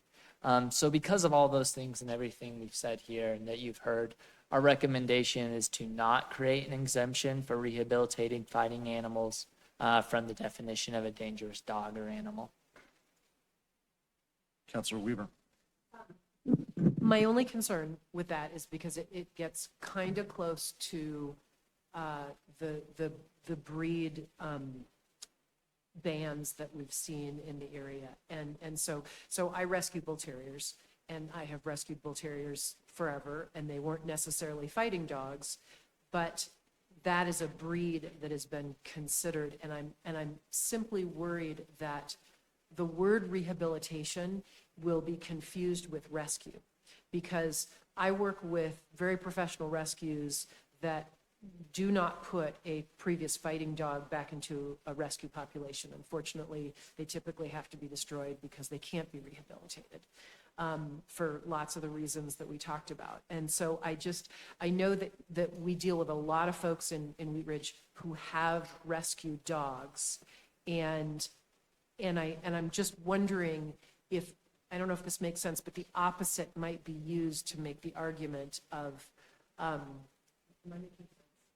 Can you help me with this? So do not create an exemption for rehabilitated fighting animals could also be read as you may not rescue a dangerous breed, what has been considered a dangerous breed. So I have had lovely bull terriers, and many of you have known my bull terriers, but it is considered a dangerous breed in some places, in some cities, like pit bulls. And I'm throwing it out there to those of you who deal with rescues as well. Is there any concern about that language in a rescue situation? Because I deal with reputable rescues who do not put former fighting dogs back into a population and try and say that they're rehabilitated. Does that make sense to everybody? Yeah. I'm not promoting saying fighting dogs have been rehabilitated. Yeah, I think that's the difference here though, right? Fighting versus rescued. Yeah, so if you take the recommendation and council does nothing, then those animals that you're talking about, dogs that are sometimes considered dangerous because of their breed, they would still be allowed in Wheat Ridge. Okay, so that's not an issue. Counselor Snell. So to add to this, I do know that there are some cases with fighting dogs that are going through, there's a very specific type of rescue that, can try and help these dogs. And some of them, unfortunately, like Councilor Weaver said, cannot be. But I do know that the application process to actually adopt a dog that's previously been in a fighting situation is super stringent. And there are requirements around ongoing work with trainers, ongoing work with behaviorists. And so it seems very much like if someone were taking that on, that's a very responsible dog owner. That's someone who is willing to do that extra work.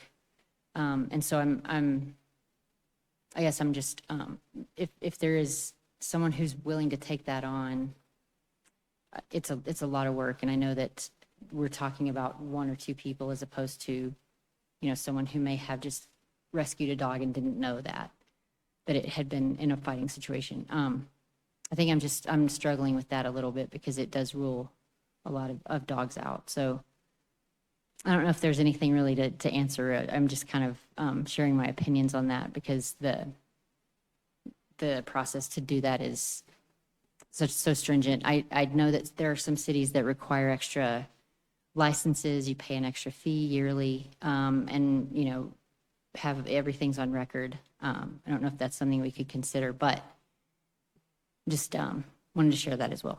Thanks. Anybody else? Okay. Counselor Larson. Thank you, Mayor Pro Tem. And I am trying to understand better this idea that a dog with a history of fighting, and how does our community service officers know that a particular dog has a history of fighting? And so I guess that kind of leads to the request for an exemption. If we know of a dog that has a history of fighting, and I'm not sure where that information comes from, whether it's a database that we access through the animal shelter, But if we know that this dog has a history of fighting, are we requiring that dog owner to manage the dog in a different manner than somebody that owns another breed? So the first question was, how do we determine if an animal has been a fighting animal? Would our community service officers be able to give any, We wouldn't, explanation we of that? wouldn't know that. No. We don't get that information, so I understand the question. Obviously, there's a concern for anybody who might come across the dog and not understand the history of the dog, but that gets, that can certainly cause conflict with people who are trying to rescue the dog. I think I might harken back to the kangaroos again, but, we certainly were able to put a lot of restrictions on the kangaroo owners because while not a dangerous breed of kangaroo, they certainly presented their own unique problems. So we were able to do that with them. Here, I don't think you would have, based on the recommendation, that you would have that same level of accountability for the animals, and you would hope the person would house them differently and make sure they were housed properly and that sort of thing. I think it just relies on the community to do it. So yeah, I guess that's the question. How do you request an exemption for something that you haven't been, there's no evidence that you do have a dog that's a former fighting animal, but nobody knows that but you? Yeah, there's no good answer to that. I mean, I suppose it would go with any animal that entered an illegal animal or an animal that was certainly brought up differently to fight, but we wouldn't know if there was a boa constrictor in town until somebody told us. And so sometimes that's the hazard of being a CSO. They are often surprised by what they come across. So I can imagine. So yes, I believe that we do not need to amend the code at this point. Councilor Holstein. I'll be super short. I'm just in alignment with the staff recommendation here, in part because, somebody who might have this type of dog might jump jurisdictions to, avoid, being held accountable for having a dangerous dog. So I think I'm comfortable with how we're currently defining it and not creating an exemption here. So I'm just supporting the staff recommendation for a couple of different reasons. Seeing nobody else, I'm going to ask for a consensus that we go with staff's recommendation on number 4. See that? Moving on to item number 5. All right, this is actually not item number 5. Surprise. We wanted to briefly touch on this because this was something we spoke about with council at the last study session. Colorado legislature passed HB 251180 banning the sale of animals in public spaces. At our last meeting, staff presented a proposal to allow the limited sale of animals in public spaces, and council reviewed that and asked staff to return with a more detailed proposal. We had some more discussions with our great friends at Foothills Animal Shelter. And after continuing to review the legislation, we came to the determination that HB 251180 allows livestock sales and animal shelter / rescue sales in public spaces, which generally aligns with the city's goals and our intent of what we were trying to do with the previous update. Therefore, because we felt like 1180 aligns with what we want to do anyway, there's no additional action needed from the council on this recommendation. So unless there's any questions, I'll move on to item number 5. Councilor Holstein. Thank you. I think I was the one who asked for us to take a look at this, and I actually was interested in just banning animal sales regardless of if it was on public-private property or public or private property. And that's still actually something I am interested in. We have reputable, we've got Foothills Animal Shelter, we've got amazing purebred rescues throughout the Rocky Mountain region. If you've got an animal you need to relinquish, or you can certainly rehome an animal. I just really feel like this selling of domesticated animals is just sort of like not in line with certainly my values and how, you know, I see animals. So I just want to name that. And in thinking about this today, I'm curious if I were to breed my dog, she would have the cutest puppies ever. They would go for $10,000 each. If I'm, you know, good breeders, you know, those dogs sell for thousands of dollars a puppy. Would a breeder need to be licensed? as We have a business? kennel license. A kennel license? They would need to be licensed by PACFA, the the Pet Animal Care and Facilities Act. It's a licensing and inspection program for the state. So is there any reason why we couldn't prohibit the private sale of domesticated animals without a license in the city? That is what this bill does. It says in public spaces. So as part of that, and we just didn't include that level of detail, the bill does require that you have to be licensed to do personal breeding Okay, on private property. but if I decided to sell my 3 dogs, I could still sell them for $100 each.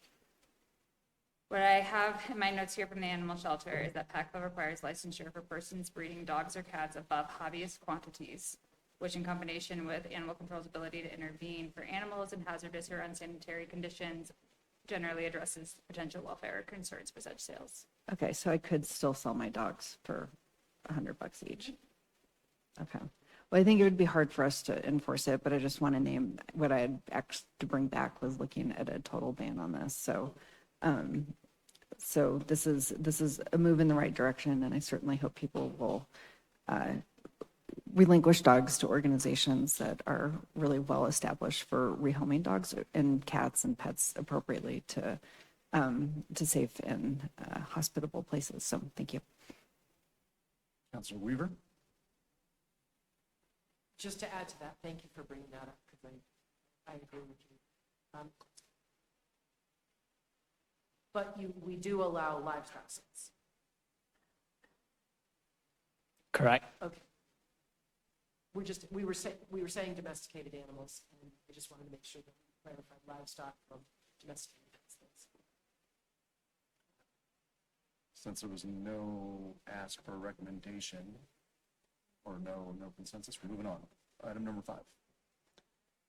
Excellent. The next item is child-proof structures for dangerous dogs, which is now defined as dangerous animals.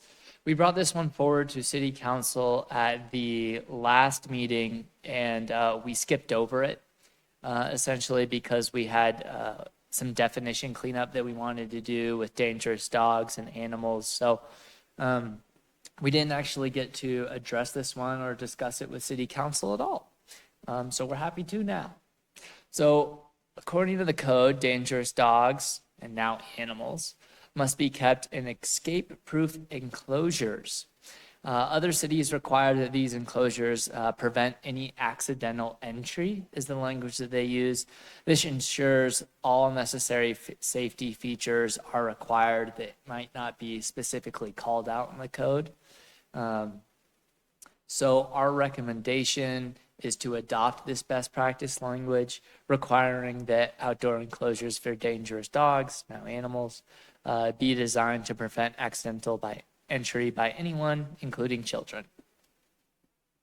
Councilor Weaver? Do you have a recommendation on a cage that is appropriate? No, I do not currently have a recommendation on an appropriate cage. That will be a question that if someone is in this situation, they will say, well, what do I need to get?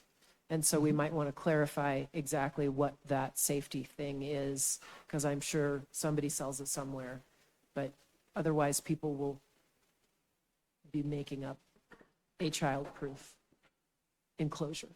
If that makes sense. So I just think there should be recommendations on exactly what that looks like. Yeah, thanks. Thanks. Okay. Anybody else? Councilor Dozman? Thank you. So this is if the animal has been reported and it's gone through the judicial process and deemed dangerous, then they have to implement these precautions. Correct. Okay, and so are we going to establish what the parameters are around the enclosures, or what kind of guidance would we provide if we're enforcing that? Yeah, so this is the recommended definition, which provides some guidance to them. I imagine that in our conversations with them, we can provide some additional guidance on what exactly would be required to prevent accidental entry by anyone. But we don't need to necessarily do that in the code.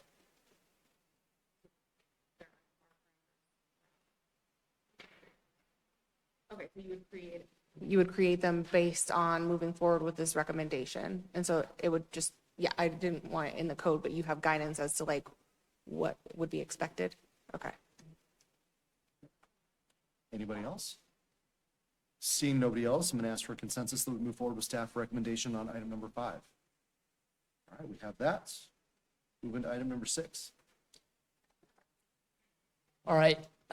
This one is similar to the last one in that we just didn't get a touch on it last time. We skipped over it as well. So happy to present it to City Council now. It is the transfer of dangerous dogs/animals. Dangerous dog owners may only currently transfer or sell their animals to family. When we were taking a look at this, we felt like it prevented dogs from being placed with other responsible caretakers that might not be part of their family but live here in the city of Wheat Ridge. So we propose updating this language to allow that transfer to any responsible caretakers in addition to family. Those responsible caretakers would be verified by the city's CSOs. And what that would look like essentially is we would look at our history with that individual. If they had a history of animal-related issues with the city, they wouldn't be considered a responsible caretaker. Otherwise, they likely would. And so our recommendation is to go ahead, update the code, expand it to allow the transfer of dangerous dogs or animals between families, members, or responsible caretakers approved by the city. Any council team? Thanks. I'm seeing in here, council may choose to remove the owner's right to transfer a dangerous dog to immediate family members, allowing transfers only to responsible caretakers. I would support that we just only allow transfer to responsible caretakers and remove the families. It could be that the family is a responsible caretaker, but I think if the intent here is to increase the likelihood that the dog's getting placed with a responsible caretaker, I mean, family is like a lot of apples don't fall far from trees.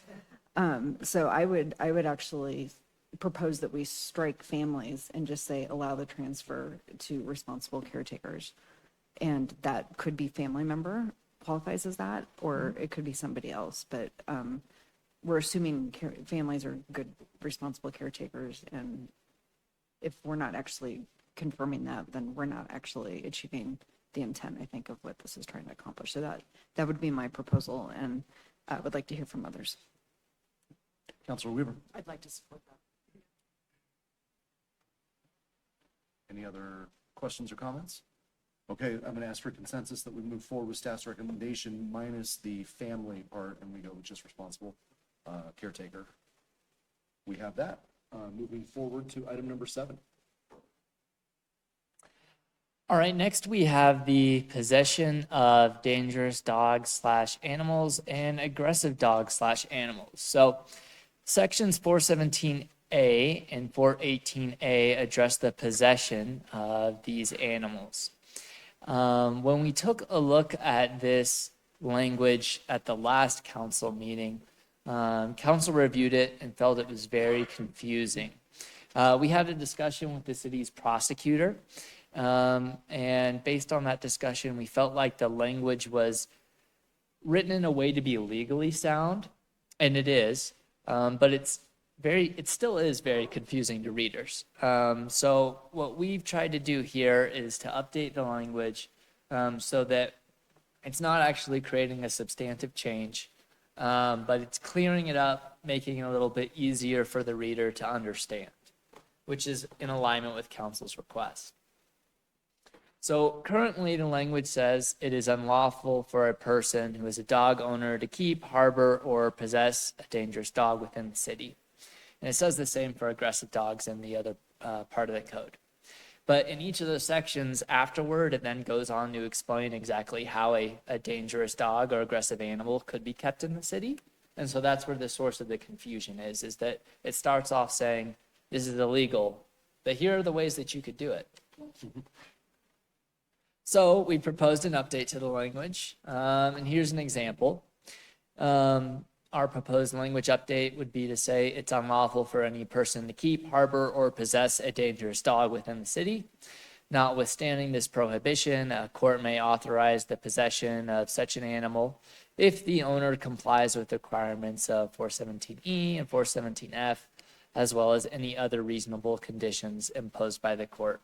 And we hope that this update makes it a little bit more clear to people that what we're saying is that it's illegal to have a dog be dangerous, and you can be convicted of having a dangerous dog. But once you're convicted of that, you can keep it if you adhere to these regulations. We spoke with our city prosecutor, and they felt like this was an appropriate update that, again, wasn't making a substantive change, but made things just a little bit more clear for your average reader. So our recommendation is to amend these sections appropriately to provide greater clarity concerning the allowance and keeping of aggressive and dangerous dogs / animals. Counselor Weaver. So does that mean if my dog is deemed aggressive, I can stay in Wheat Ridge with my dog as long as I comply? Correct. Is that what I'm understanding? Get cited in this court for Right, dangerous dog. right, okay. And you're convicted because you're convicted. But I couldn't if I had been convicted somewhere else and it's a known dangerous dog, I can't move to Wheat Ridge with that dog. Well, sticking just with the first Okay. fact pattern, Uh-huh. which is that you've got a dog in Wheat Ridge and it's, there are complaints and you're, pardon me, you're cited into municipal court. Right. And there's conviction. Okay. The social policy at work here is, okay, you're convicted, but that does not mean that once convicted, all of those dogs have to leave the city. The court can impose these rather lengthy, if you've seen them. Right. Series of conditions.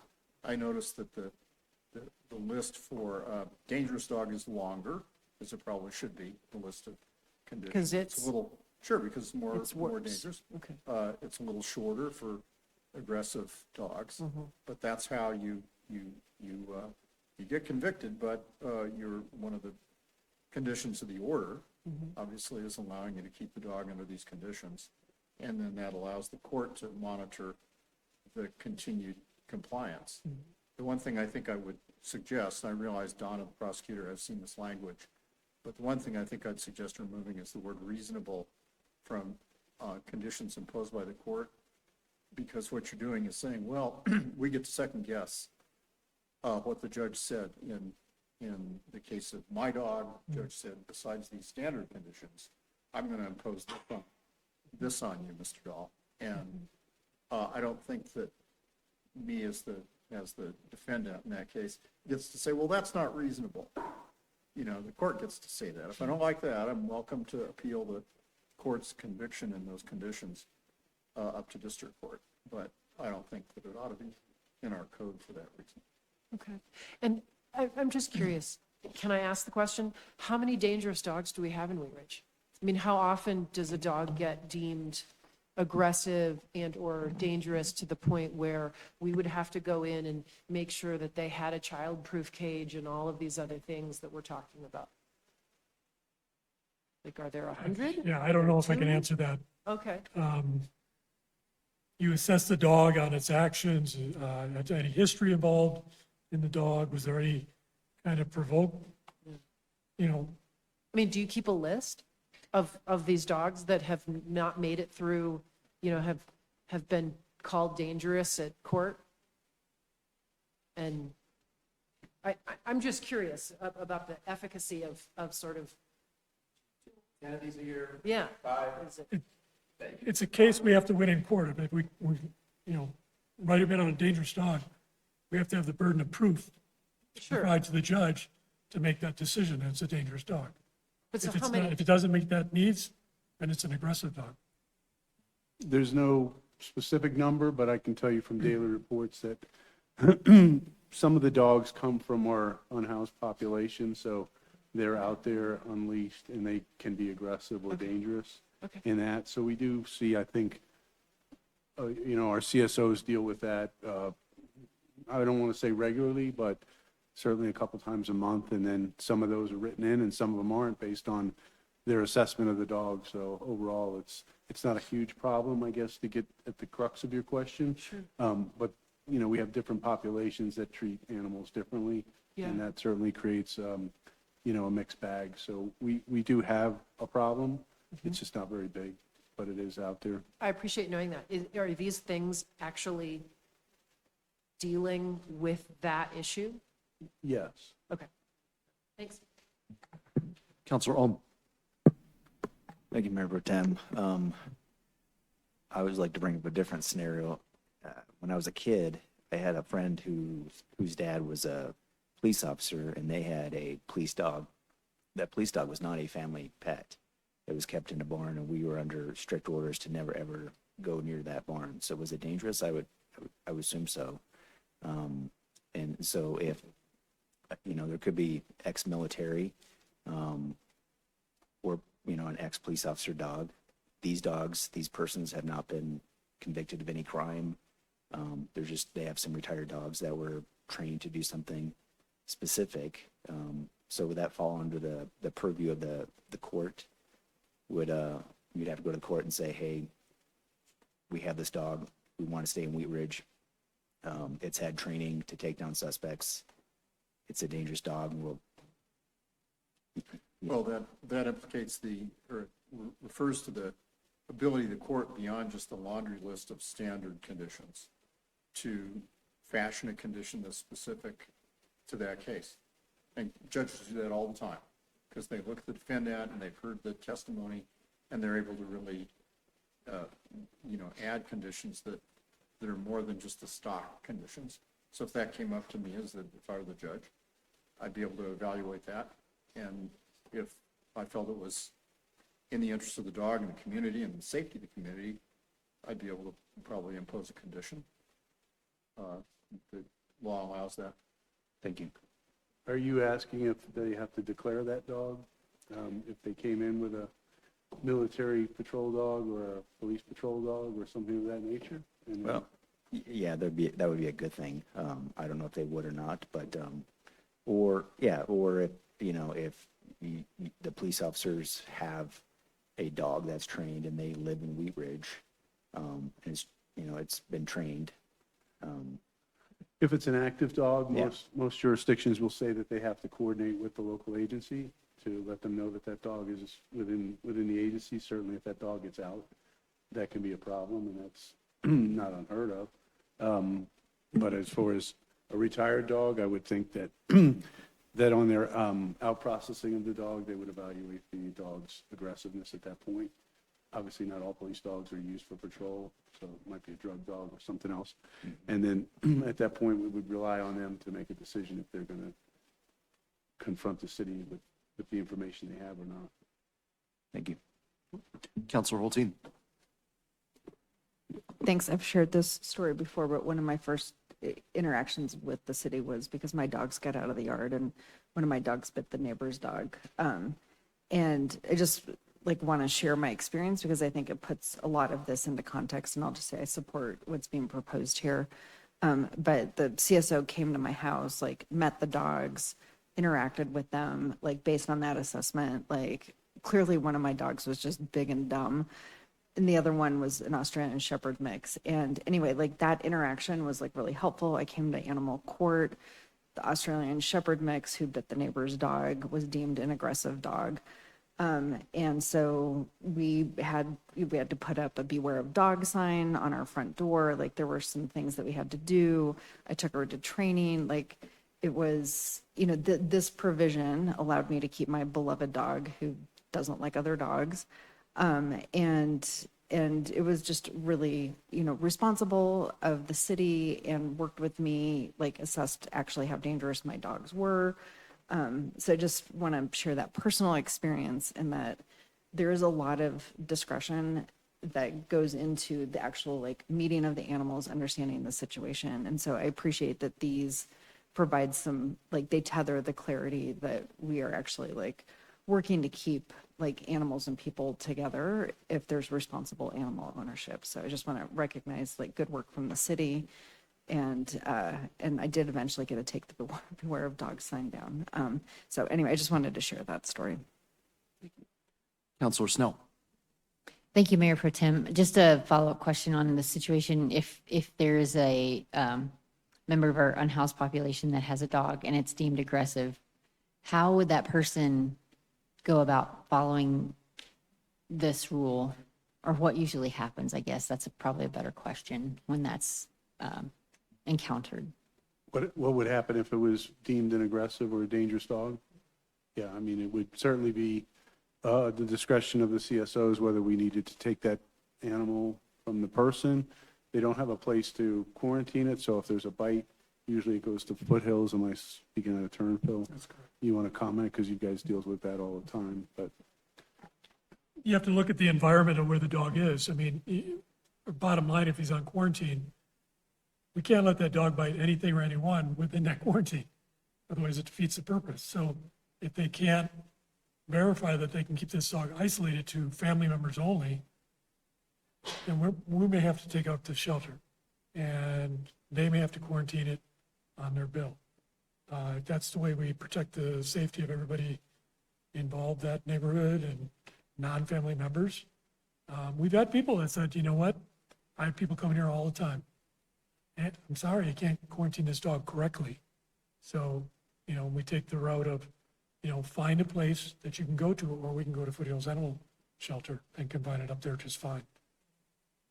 It may be if we find that that dog has had several incidents, we might ask them to voluntarily surrender the dog as a dog that they're not training properly or handling properly within the city limits. So I think they have a lot of conversations with, is this a dog that you want? Is it a dog that you really are going to train and take care of, or is this dog best in somebody else's care and custody? So that is something that they do turn over from, probably a smaller percentage of time, but enough to mention it here. Counselor Larson. Thank you, Mayor Pro Tem, and that does raise a very good question, and I appreciate the approach that our CSOs take to these sorts of situations. My question then is, when staff considers the issue and prepares a staff report for any sort of code changes we're looking at, I would appreciate a bit of data on the sort of breadth of the issue. It would seem like we have an archive of court records for proceedings that have happened. Somebody comes in with a dog that there's been a complaint about, and if that particular dog is declared to be dangerous or aggressive, there is a record. So I would appreciate when we get to the point where we're looking at legislation that we support that with some data that shows whether this is a fairly significant problem or it's something that is minor but still needs to be addressed. Thanks. Mr. Dahl, do you want to repeat your recommendation for what we should strike out of this? Sure. The consensus could be the staff recommendation of the deletion to suggested language. I'll just consensus. Do we have a consensus for that? All right, we do. Moving on to item number 8. The next item is swine in the city of Wheat Ridge. So swine are currently allowed in properties zoned A2. This is something that council requested that we bring back to them from last study session with an option to prohibit swine. And the reason for that is because they may cause odor, sanitation, or other nuisances that may be in conflict with modern suburban living standards and quality of life. We did want to clarify that if council took staff's recommendation here tonight, potbelly pigs would still be allowed through the chief's exemption process. We don't really consider them swine, they're more of a household pet. But our recommendation is to go ahead with council's request and amend the municipal code to prohibit keeping swine as a domestic animal in the city of Wheat Ridge. Counselor Dozeman. So I see that it's allowed in A2. Why not A1? Is that because it's in more residential areas for keeping swine? Okay. And do you know of how many swine owners there are in Wheat Ridge? Has it been an issue? Not many. I think we used to have more. It sounds like we're pretty limited now. I couldn't name them.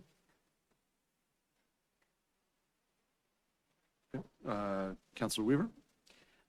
I'm supportive of this. I think as we get into talking about zoning areas, there's just less and less stuff that's zoned ag anymore in the city of Wheat Ridge. And I don't know if we should be tagging rules to zoning because we never down zone back to agriculture ever. It only gets upzoned. So that's going to also impact the next conversation we have. So that would be my only sort of thing, is to maybe not think about the zone, but maybe I don't know, but not do it by zone. Is there another designation? I mean, there's so few, but I can't imagine people. Yeah, I mean, zoning's typically easier to regulate and monitor because, right, there's boundaries, but, maybe there's other ways. I think our new city plan really looks at I mean, do you want to do it by like acreage? Do you want to do it by acreage? acreage. Well, that's what we're recommending.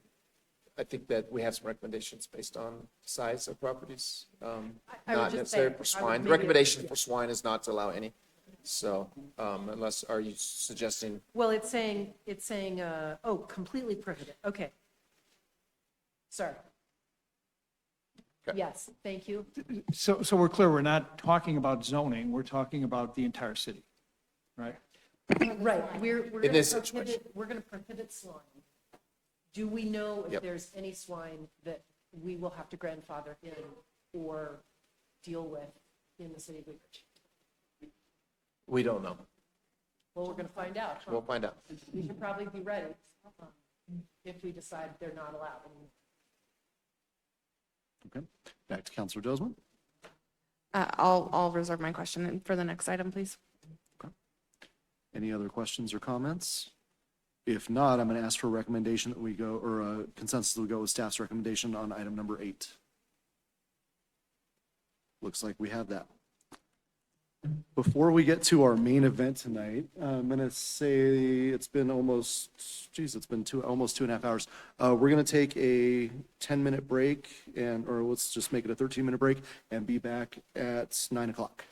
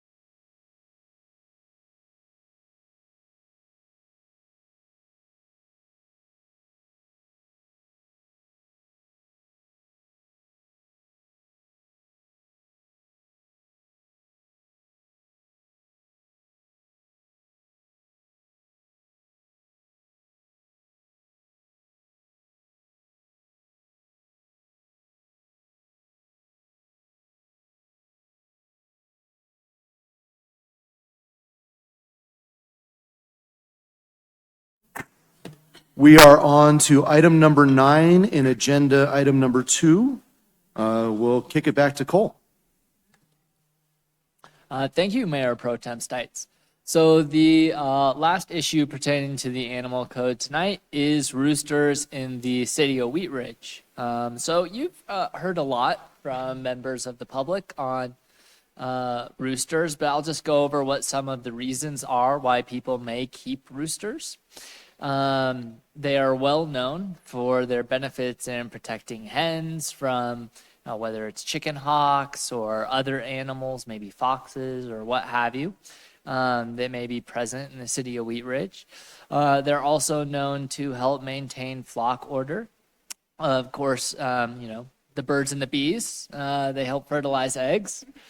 They're also used as natural alarm clocks for some people. In our discussions with community service officers, we also learned that some people are using them as security. If you happen to go on a property where there's a rooster, sometimes it may behave like a dog and try to alert people that there's someone or something in the area that it's not familiar with. And then, of course, there's the cultural and traditional reasons why people may keep roosters. It may be something they've done in their family for a long time, or in certain cultures place more significance on having a rooster. It's more valuable to them. The issue is that roosters may also create a nuisance for neighbors, and we've certainly heard from community members on that tonight as well. We do want to make it clear that roosters and poultry are generally permitted and regulated within the municipal code here in the city. They're allowed in both residential and agricultural areas. The city does receive occasional nuisance complaints related to crowing from roosters. Crowing, like dog barking, is a nuisance when it's frequent, loud, and disruptive.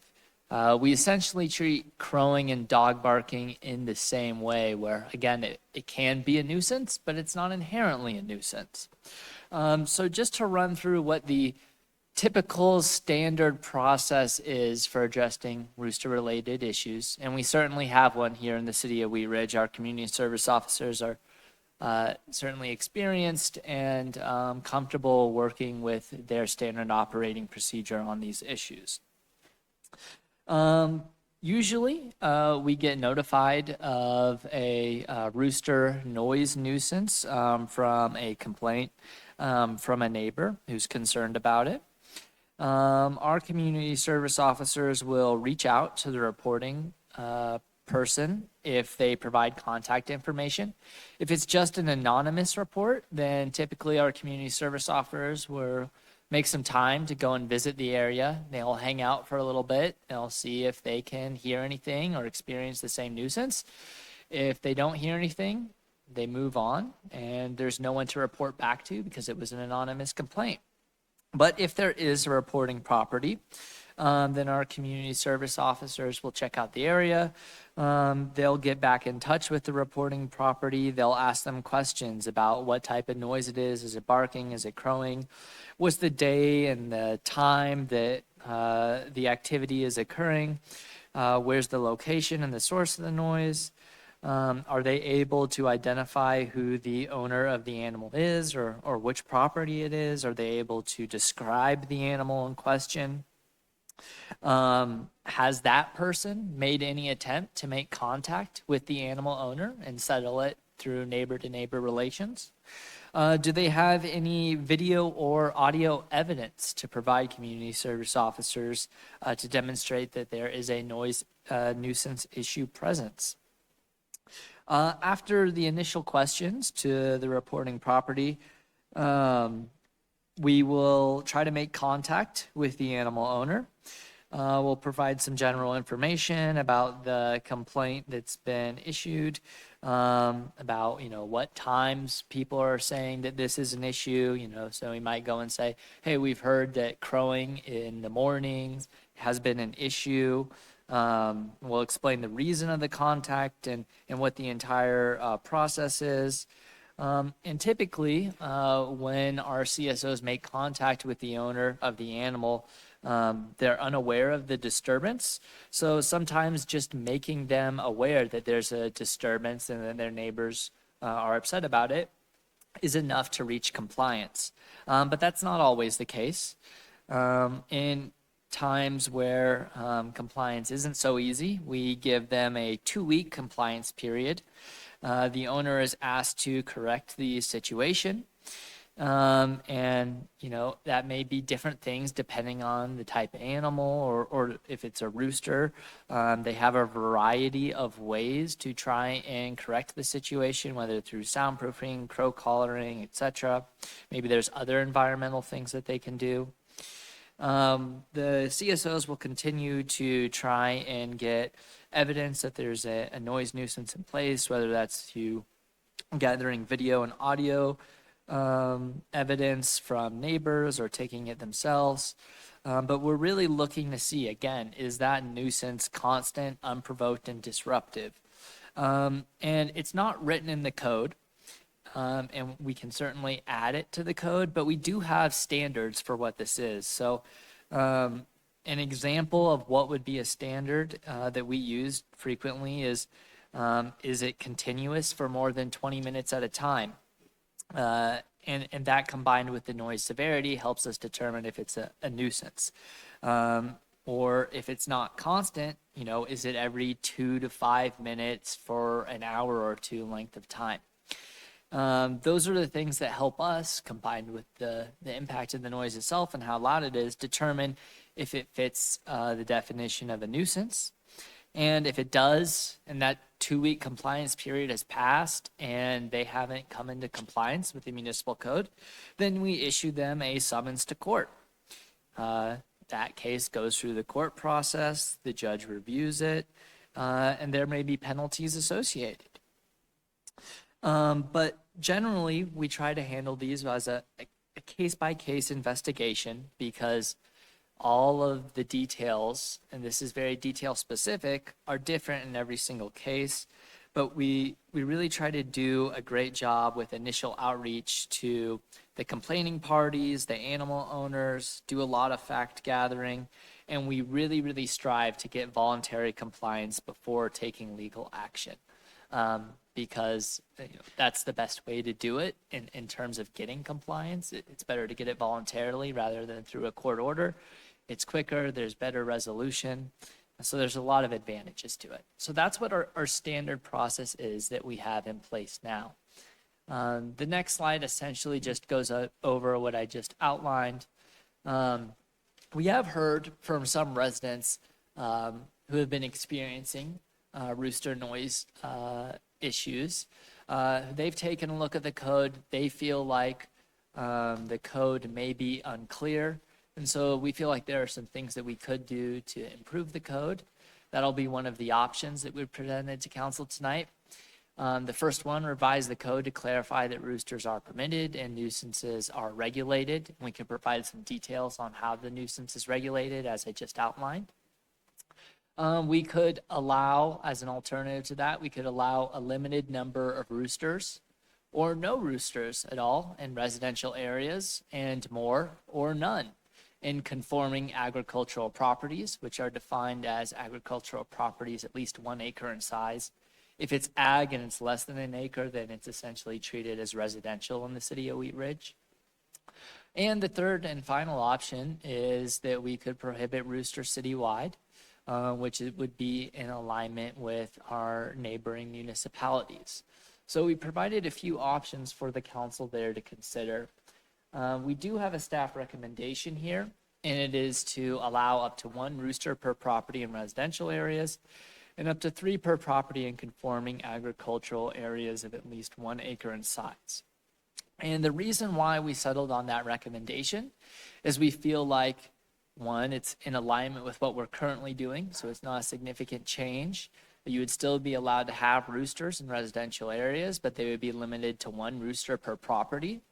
And the reason why we settled on that was because it would be easier for our community service officers to ensure compliance from the property owner and the animal owner. There's only one It's just simply easier to make sure that that one rooster is conforming with the quality of life and the noise nuisance issues that are outlined in the municipal code.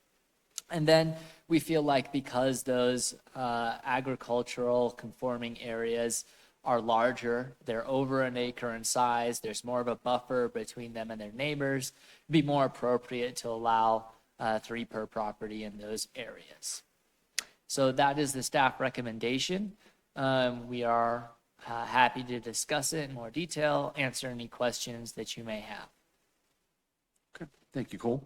Let's go to Councilor Weaver. Thanks, Cole, and thanks for everybody who's been doing a lot of work on this over the last several weeks. I appreciate the staff recommendation.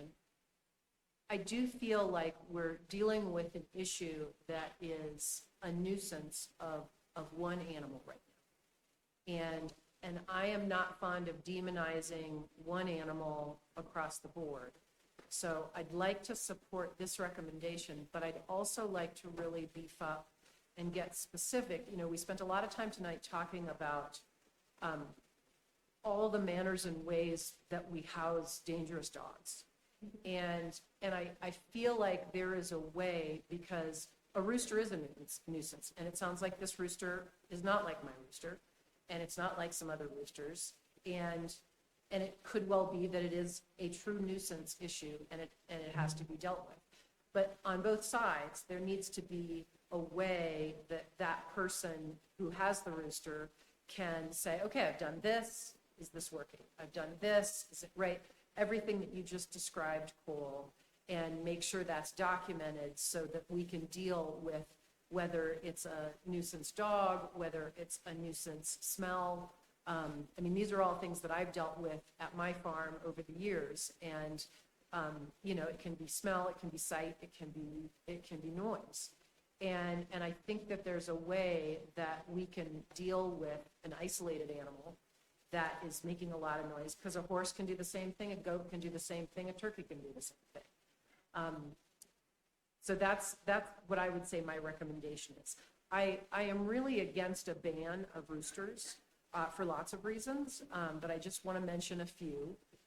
First of all, as it was said earlier this evening, when you don't have a rooster, I have a flock of over 100 chickens. And I have a rooster. I also raise roosters for meat birds that get slaughtered about at the time they crow. But what happens when you start banning urban farm animals is it's a slippery slope.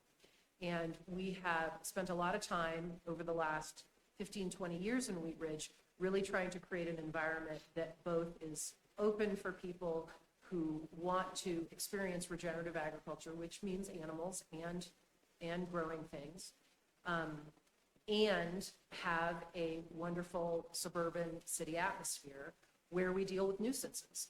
And so I want to make it clear that I'm not saying, you know, free for all the time for any farm animals, because we do live in an urban environment. But I do think we should call it what it is, in that this specific example, a ban for legislating one rooster that is causing lots of problems. There are many roosters in Wheat Ridge that don't cause those problems. I keep my rooster inside until 9, and then he comes out, and he doesn't happen to be that loud of a rooster. So I have not had to deal with that issue. So I really question demonizing or banning one species, similar to the conversation with dogs, when you have hens and you don't have any roosters, you will have a hen that starts to crow like a rooster. I guarantee it, and sometimes they're twice as loud. So it's a slippery slope, and I don't feel like banning roosters is where we need to go right now. We need to deal with this noise issue that is affecting neighbors. Thanks. Thank you. Councilor Ohm. Thank you, Mayor Pro Tem. I want to look at this as how does this compare to dogs? Because we don't, And how many, I guess the first question is how many dogs can be on a property? Is it unlimited? 3? 3 adult dogs. Yeah, 3 adult dogs. I just look at this, I think it should be as fair as possible. If we allow 3 dogs, I don't have an issue having 3 roosters on the property, but I do have an issue with looking at, there's a section 4-3 that says that the minimum fine is $25. It goes up to $1,000. I have an issue with, there's neighbors, there's community in here, people that have come in here, they're telling us, they're in tears, that they can't take the noise. And then what we're telling them is that, well, wait 2 weeks and we'll see if it gets better. I think if there's a noise and the community officers out there and hears the noise, there should be a fine. That's how I feel. I feel that there should be a fine, and that fine should get escalated every time that there's a noise. We're going to be talking about another topic here about, the fine escalation. I know we've looked at short-term rentals, of getting to the root of the problem, and to me, this is really a behavior problem. I'm not necessarily in favor of banning the roosters. I'm in favor of, having some fines, and the fines keep going up if it keeps causing an issue with noise. And it doesn't matter if it's a dog, it's a rooster, any type of animal that's causing that issue. If there's somebody playing, loud music, late at night, we need to have a community that everybody can get along in the community, and it's the behavior that I really want to take a look at. I hope that, and I'm not super in favor of, it says, owners are given the opportunity to address the issues through soundproof coops, crow collars. Is that something that we do with dogs? That we say like, hey, you got a dog that keeps barking. I don't want the city to mandate, this is how you need to make your dog be more quiet. I think that's on the owner. I think ours should be more on the, if your dog is being noisy and is causing disruption, there's a fine, and that fine's going to get pretty heavy, and you're going to have to make some tough decisions down the road of either, get that animal trained or something else. But that's how I feel. So I'm not in favor of outright banning the roosters. I'm in favor of penalizing bad behavior. Thank you. Thank you. Councilor Dozman. Thank you, Mayor Pro Tem. And I'm glad that we're addressing this issue because I do think that it comes down to a noise nuisance and how we measure that. I mean, we've talked pretty extensively during my tenure on council in regards to noise. Same with the next issue that we will be addressing. I don't believe in banning domestic animals from residential areas. I agree with Councilmember Weaver in regards to it's a slippery slope. Many of us that live in residential areas, including myself and Councilmember Weaver, have urban farming. We've heard from others that do as well. I think this one particular issue is behavioral and should be addressed through the ordinance. And if we need more teeth or clarity around decibel levels or penalties for that, I think we could discuss that. And I also, I'm not for the recommendation of limiting them in agricultural areas, particularly because we have so few in Wheat Ridge left, and a lot of them are becoming planned residential developments.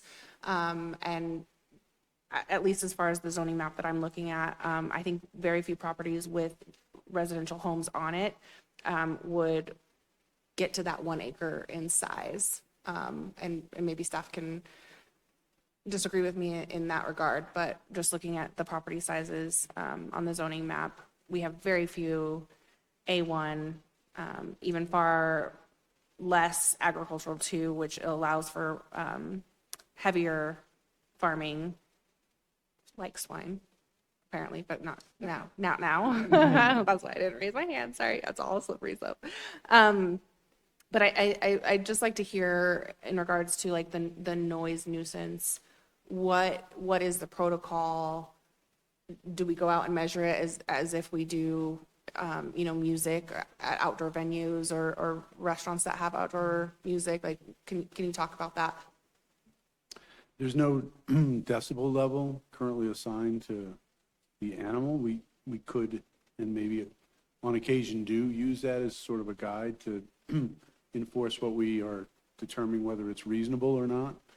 It's really a reasonableness standard that we use. Is this, and much like the noise ordinance, is this a normal noise?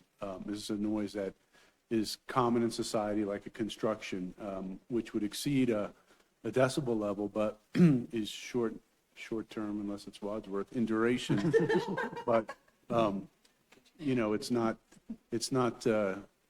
intended to take away the noises that you would expect. It's intended to take away the noises that you might not expect to be there in the long term. So I think our folks use the reasonableness standard. Is this something you would expect in your neighborhood, in your house? Is it intrusive?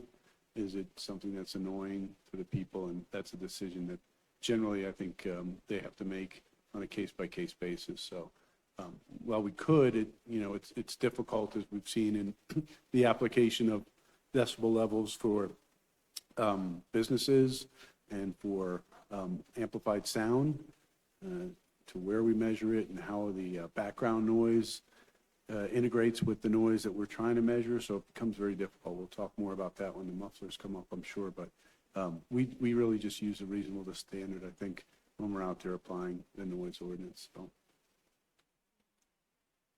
Okay, thank you. Councilor Holteen. Thank you. There was a time when I was staying in a house in Northwest Denver, and the property next to me got a rooster. And that rooster crowed bright and early every morning. And it was like noticeable, like I noticed the day they got the rooster. But then I did not notice the rooster the rest of the day because that family had their TV on loud. It was like a summer and we didn't have air conditioning, so windows were open. So every other noise coming from that house was louder than the rooster the rest of the day.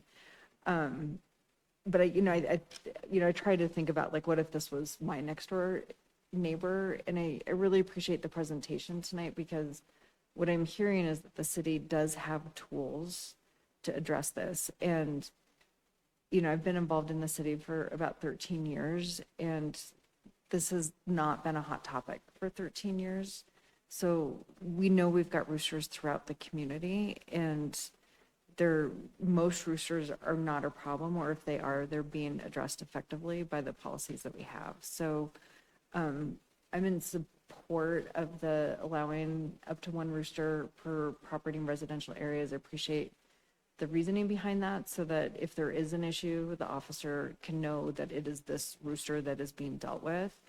I agree in escalating the fines. I think $25 is rarely a motivating factor, especially if you've got neighbors whose quality of life is like really creating real tension in the community.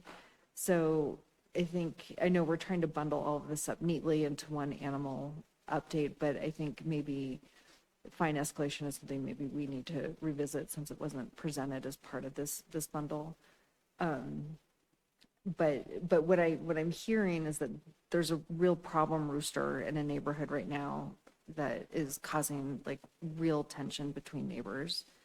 But I'm also hearing that the system's working. There's a summons. We'll see how it goes to court. But I haven't heard any rooster noise complaints in the 6 years I've been on council. I've heard dog complaints somewhat regularly. So I guess I feel like citywide, it's not as a huge issue. This property is an issue, so I want to make sure that when we have a property like this where it is a real issue, that we've got due course. And then we also did hear a couple weeks ago that just clarity on, are roosters allowed? What we don't allow roosters, we're just kind of silent because they're bundled in with poultry, so they're considered allowed.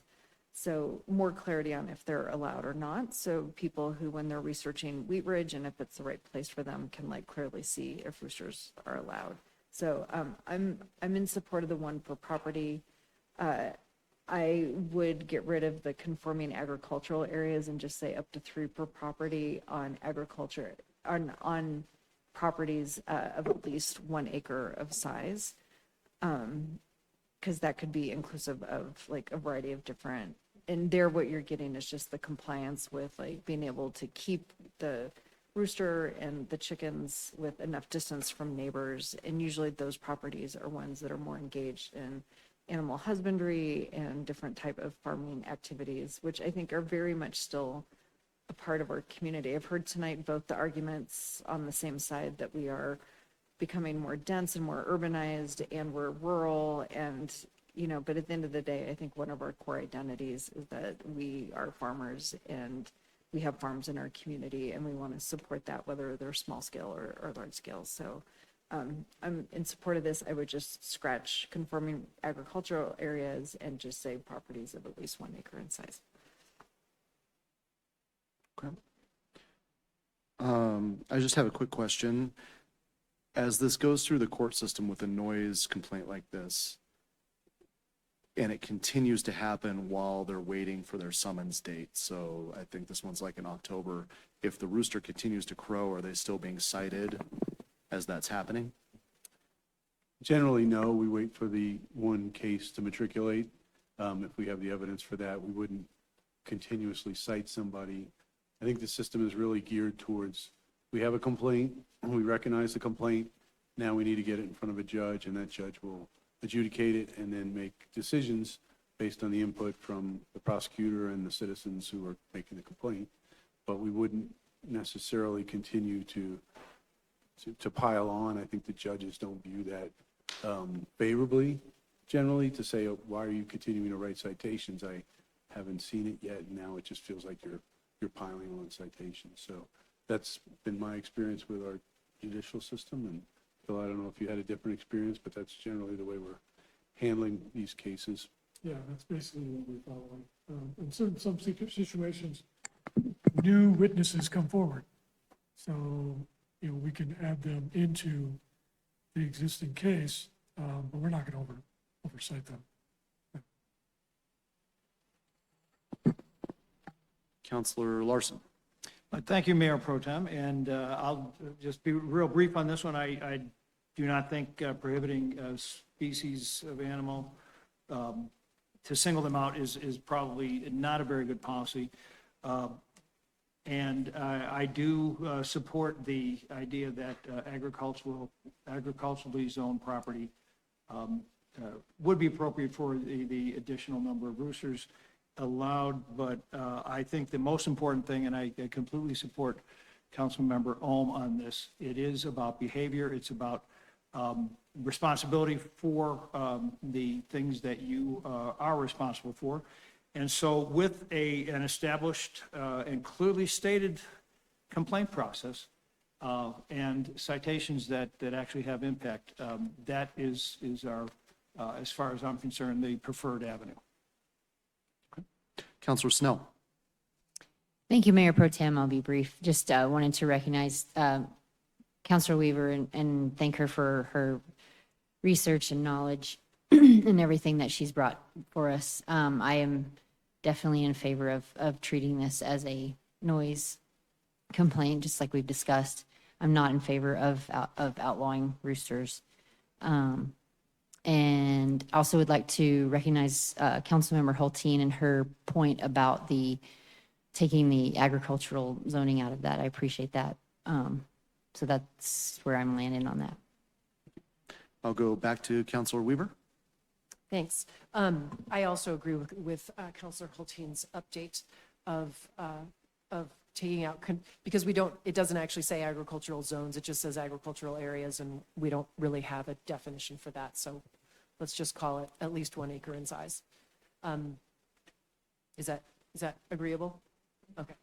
I would just like to go back to a person's ability to show the code enforcement person that they are mitigating the issue. Because I agree with Councilor Ohm in that, you know, rather than sort of coming up with, you need to keep this animal quiet between these hours and sort of all these different things, it's really on the onus of the person who has the animal. So I'm wondering, and I'm asking my fellow counselors, there's a couple issues that have come up in my mind. First of all, we have a rooster that while we're waiting for a court date is, should we, like the dangerous dog, do we quarantine that rooster in some way, or the rooster gets kept inside, or something like that, when it's a really, a situation that is hot? I don't know the answer to that. I'm sort of throwing it out there. I'm also going to say there are times at my farm when animals are louder than others, like when babies are being born, and and turkeys are getting close to Thanksgiving. I guess my question is code enforcement aware and sensitive to the fact that in the act of farming, there are noisier times that could be a rooster, a goat, a horse, any given thing, and just that we are thinking about that this noise is not constant, but sometimes at a time of year in agriculture. So there's that thought. And then just having the ability for a person, if I get a violation about noise and a nuisance, that I am able to then work with that code officer and say, okay, I'm keeping this animal in for 12 hours between this and time. I'm doing, so it's something that's measurable, so that before I get these increased amount of fines, or have to consider giving away, slaughtering, or transferring an animal off my property, that there has been time to say, okay, I've mitigated this to what you've asked me to mitigate it to. Because a rooster is one thing, it's constant, but I think you all can understand it's a slippery slope. I have people who move into apartments all the time around my farm, and I've had turkeys and chickens and goats, as there have been turkeys and chickens and goats on that property for about 100 years continuously. And occasionally I will get a call for a nuisance violation because of this noise. And it's not constant, and it's not, so I guess I'm trying to say, I want to make sure on both sides there are ways to measure and to come back and say, okay, I'm keeping this nuisance animal inside, or whatever it is at this time period, or that upon negotiating with the code officer and court, that we are considering ourselves an agricultural community. And, if I have 10 baby goat kids born, they're loud, and they're loud for a couple months in the spring. And most people love that noise, unless they think it's me treating a child poorly, which sounds the same. I'm bringing this up in levity, but we're dealing with a situation that has just gone, 0 to 10 very, very quickly, and people are upset on both sides. So I think having that sort of way to measure and mitigate and know that things are happening, or if we have an animal that literally just won't stop crowing, are they being kept inside? Do they need to be quarantined off a property until the decision? Because at one point, I got a call that, and that this person was going to slaughter this animal. And I said, that's not actually how our system works. We don't require you to kill the animal before the court date.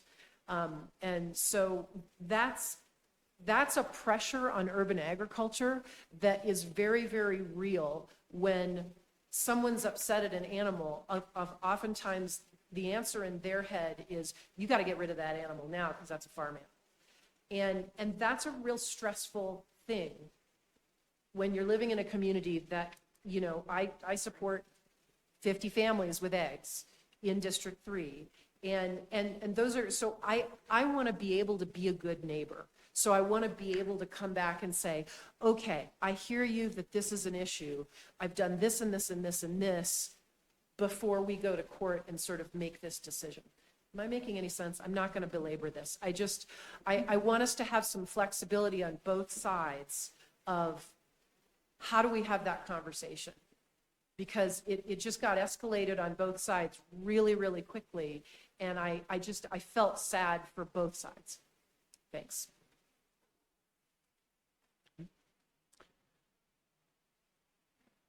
Let's do this. Let's go for a consensus on staff's recommendation with Councilor Holtein's taking out the conforming agricultural part. Do we have a consensus on that? I think we need the agricultural zone.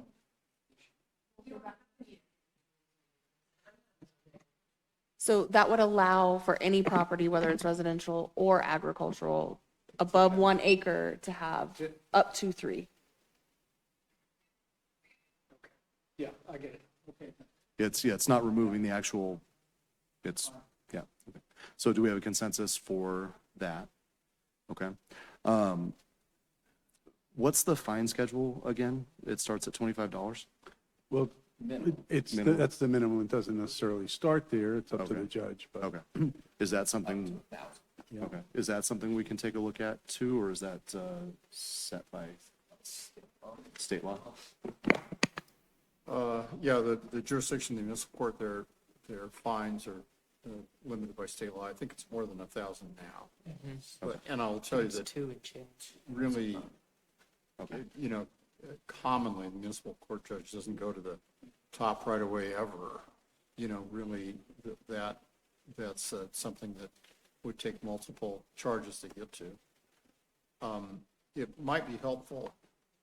I'd appreciate maybe council thinking a little bit about the question of whether these cases could go to the administrative enforcement process that we have in Chapter 2. And you'll recall that the scope of that chapter says, okay, you can take these things to administrative enforcement, which is an AHO, administrative hearing officer. It's faster than going to municipal court, and the hearing officer has fairly good authority to make decisions and impose fines and there's an appeal to the municipal court. The reason I raise that is Councilmember Ohm and I think others have said, so great, we file a case and it's on the municipal court docket next door, and the other side gets an attorney who asks for a continuance for 30 days, and it's always granted, and then they change lawyers and there's another continuance, and meanwhile I'm waiting 3 months to be in court. And sometimes it's not that long, but sometimes it is. The council adopted that administrative enforcement process a few years ago now to provide a somewhat more swift venue for certain things. But that code section, taking too long to say that, whole process is not available for every provision in the code. It's got zoning, it's got various chapters, but what it doesn't have is Chapter 4 on animals or Chapter 16 or any portion of that where the main noise ordinance is. And the two noise provisions that would apply here are the section in 16103 that talks about, you know, unreasonable noise, and councils are very familiar with how that got enlarged to deal with the industrial noise issue that we have. The other places is in the animal code where you know, barking dogs are addressed, which would be the more likely citation here if there were one. But those two chapters are not available to take to administrative enforcement. And the council could choose to have the whole chapter, or they could choose to have just the sections that are at issue here, which is true. There are a couple of places where the administrative enforcement scope just calls out like one article or one set of sections in a given chapter, and I won't go through the whole list. But councils over the years made choices about what would be something that would be a better fit for administrative enforcement than municipal court. Don't know how the code enforcement officers feel about that as a tool versus going to municipal court. Might be a good question.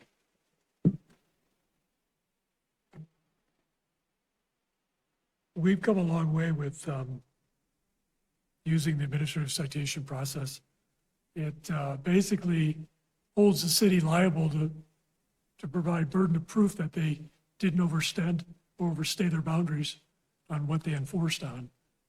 And then if they didn't, it's up to the defendant to prove that they're not guilty. So it's a process that the city maintains a really good track record of success because we put the time in, we put the evidence in, the documentation, everything's there. And we win probably 95 to 97% of those cases when we do that. I don't think the average person comes into that knowing how much documentation is involved in proving guilt or getting themselves off on a loophole. We used to lose some loophole cases early on in that process. We don't lose them anymore because we know the process. We train our officers to verify and validate everything that they're getting. Witness statements are not. They become their own witness. If there's no witness that wants to come forward. So we know the process. I'm just saying it's going to be, the burden of proof is going to be immense on the person, the defendant that comes into that to prove they're not guilty. And that's slightly different, of course, from municipal court, where the standard is the exact reverse. We're all innocent until proven guilty. It's a swifter process, and I wanted to make sure council kind of had that in mind. It's not something that has to be done right away. I perceive that, where the consensus has been so far, that's over in the code section. How many can you have and under what conditions? The enforcement side, as pointed out by Councilmember Home and others, is you can do nothing with the enforcement side, and we'll use the enforcement tool we have, which is, talking with people, as Nicole described, and that eventually municipal court goes to that. It may be something you want to consider, maybe not for this round, but that is a tool, and I know one of the concerns was timing, just the amount of time. Because truthfully, the council can't vote tonight, okay, here's what we're going to do about that property. And that'd be inappropriate. You're a legislative body, and that's, you enact laws that then get applied. So, don't know if you want to organize a consensus around that. I realize I laid it on you as a surprise. It's not something you have to do probably tonight to at least express your position on, poultry here in the city, which is the main topic. Okay. Let's go with some discussion on that. Councilor Hulteen. Thanks. I feel like we're getting into some nuance and complexity that I would prefer comes back to us. So I'd like to propose that we have a future study session that's looking at where we're adjudicating noise enforcement and more information on how the fines are assessed and what we could be looking at. So I'd rather that come back with some research and some context, because I think what Mr. Dahls just brought up is really actually a thoughtful solution, but I'm also, it's something I'd rather have time to take a look at and consider. So I'd like to propose we add that to study session if anyone wants to support me. Okay. Do we have a consensus on that? We do. We'll add that to a future study session. Do we have any other discussion, Councilor? Yes, thank you. So Council Member Larson and I were just talking, so a clarifying question on the consensus in regards to the agricultural areas. Will they be allowed without any kind of cap, even if they're not 1 acre? I believe Or if it's Ag 1 or Ag 2 and it's less than 1 acre, is it considered a residential? Because that would.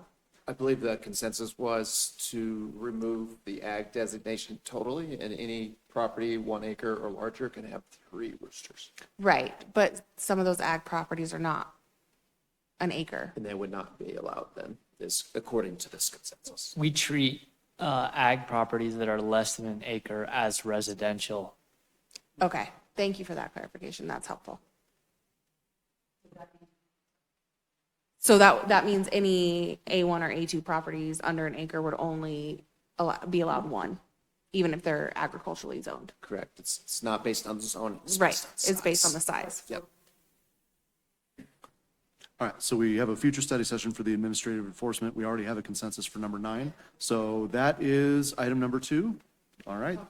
Thank you, everybody. We are ready to move on to item number 3, which I believe is muffler regulation and enforcement. Yeah. They need.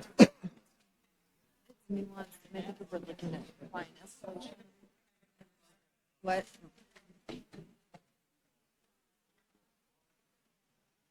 Thank you.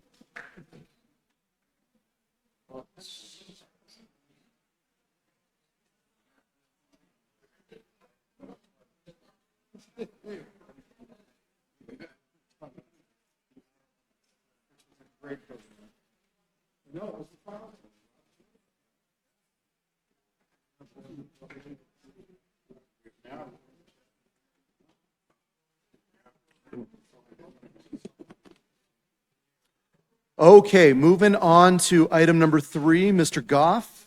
I think we have a staff presentation. Yeah, we do. Thank you, Mayor Pro Tem. So council members Larson and Dozman requested to bring this topic back to a study session. Discussion on muffler regulations and enforcement.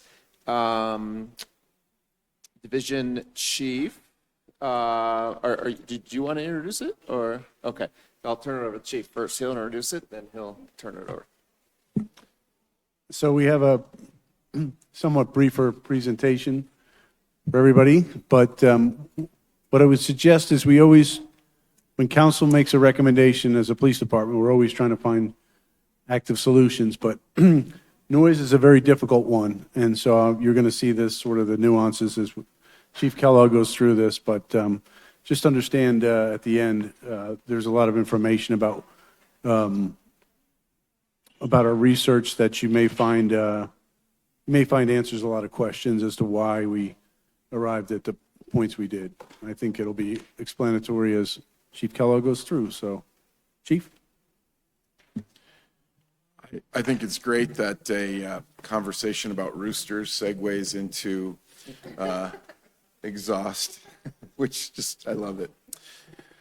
So I'm actually here today to discuss what has become an issue as it relates to loud exhaust in our city. And, oops.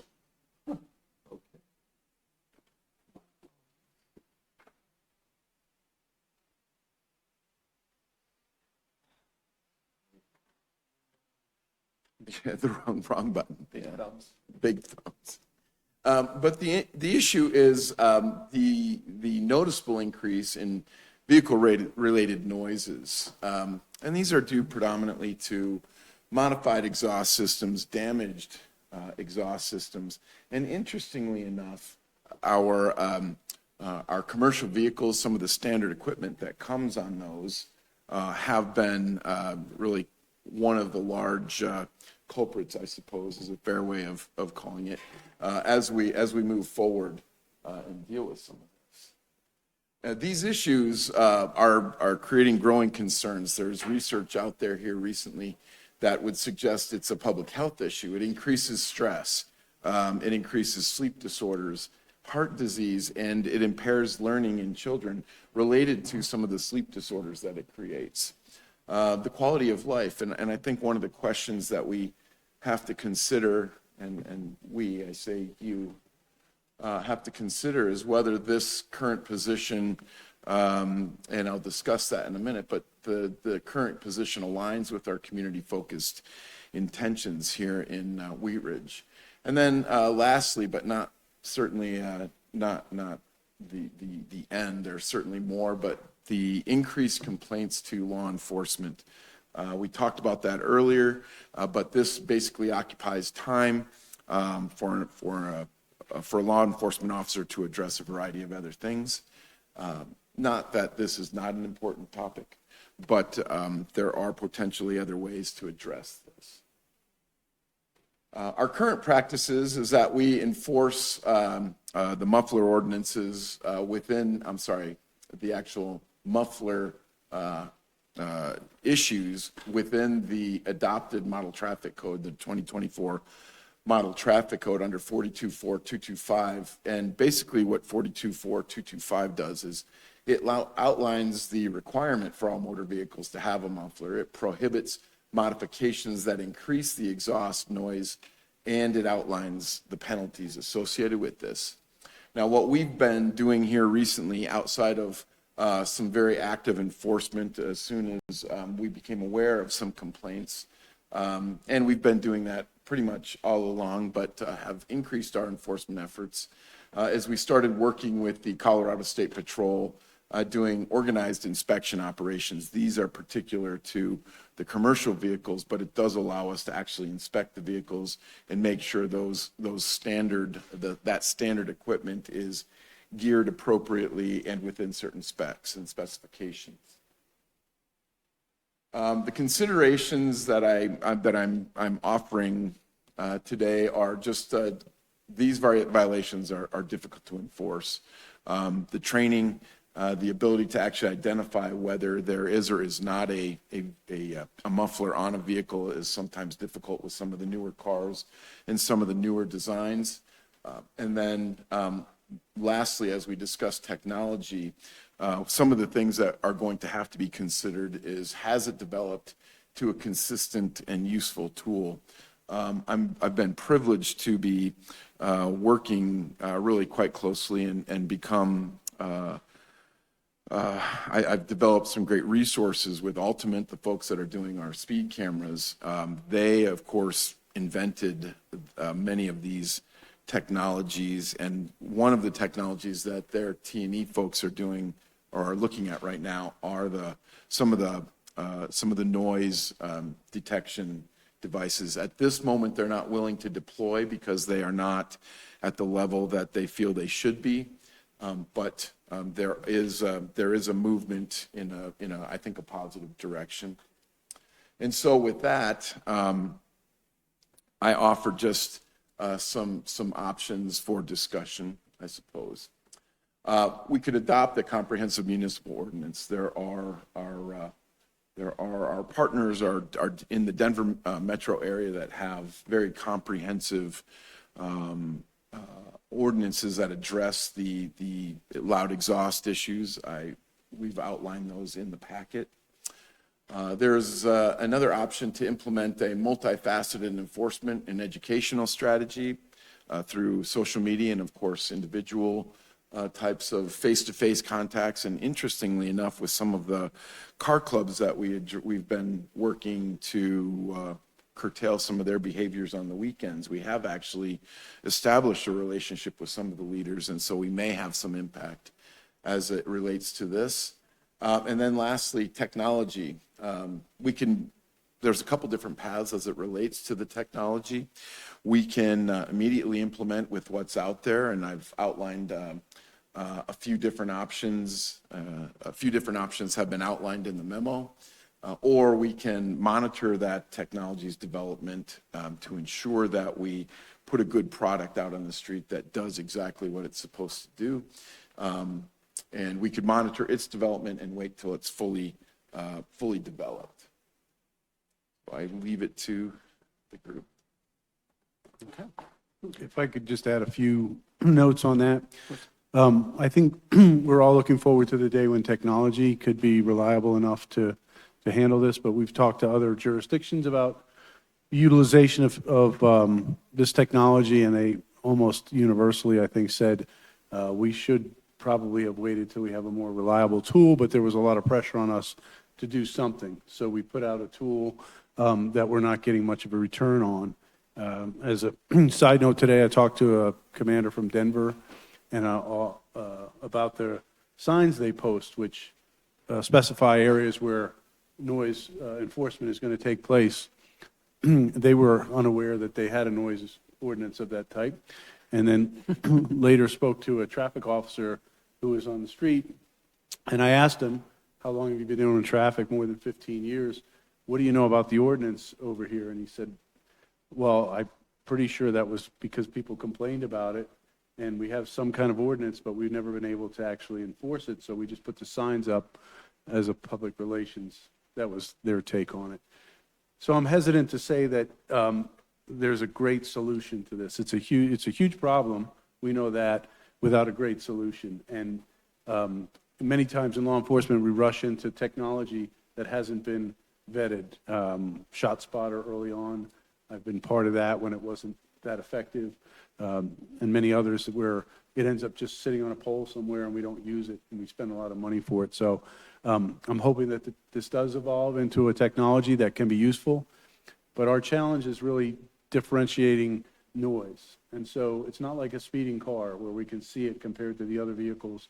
We can use our visual acuity to measure it. A car in traffic is almost impossible. If we can isolate the car, there's a better chance to inspect it and to see whether or not it's in violation.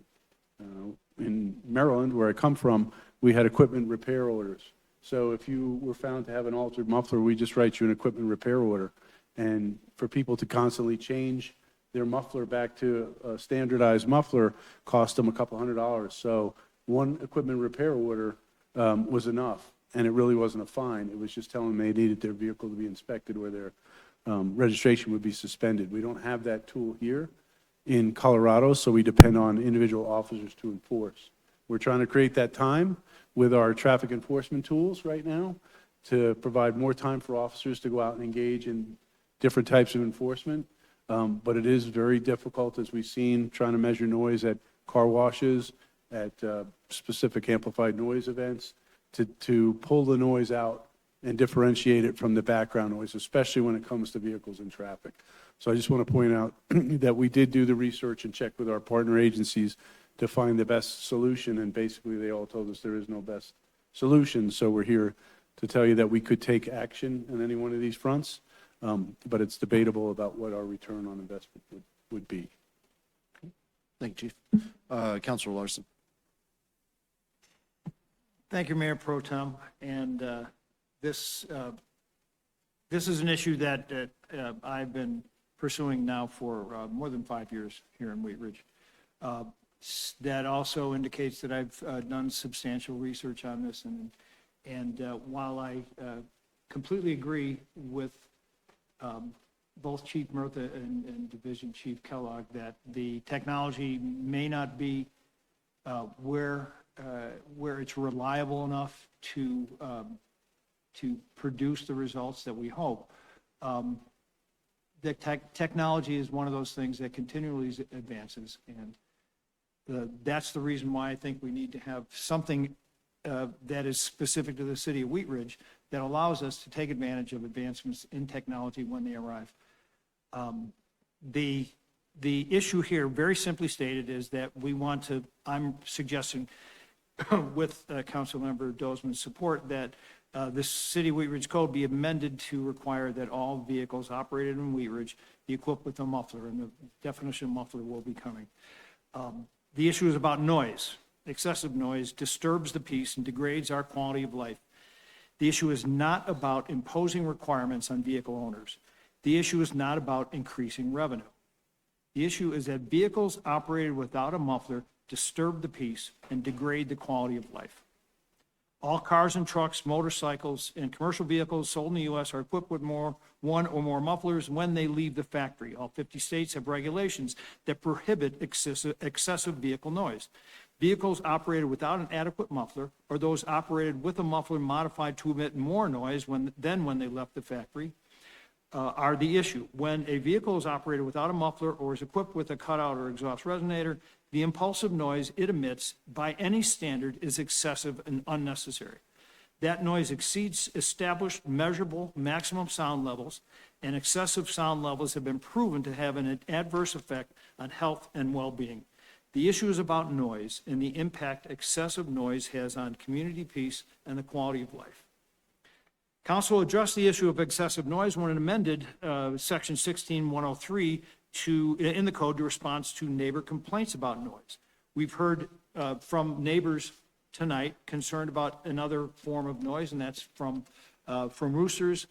So when we take in consideration the nature of a typical urban environment, noise that unreasonably disturbs, injures, or endangers the comfort, repose, health, and public safety is a nuisance and something that needs to be addressed. There is nothing in our code that declares noise from an unmuffled car, truck, or motorcycle to be unreasonable. This proposal addresses that deficiency and recommends possible means of enforcement.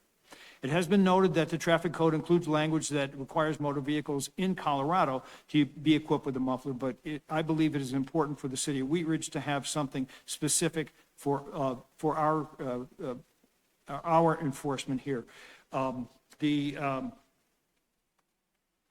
The other issue is that, I'm sorry, the recommendation that I would make is that we revise the existing title within Chapter 13 to Article 11. I'll leave this up to our attorney.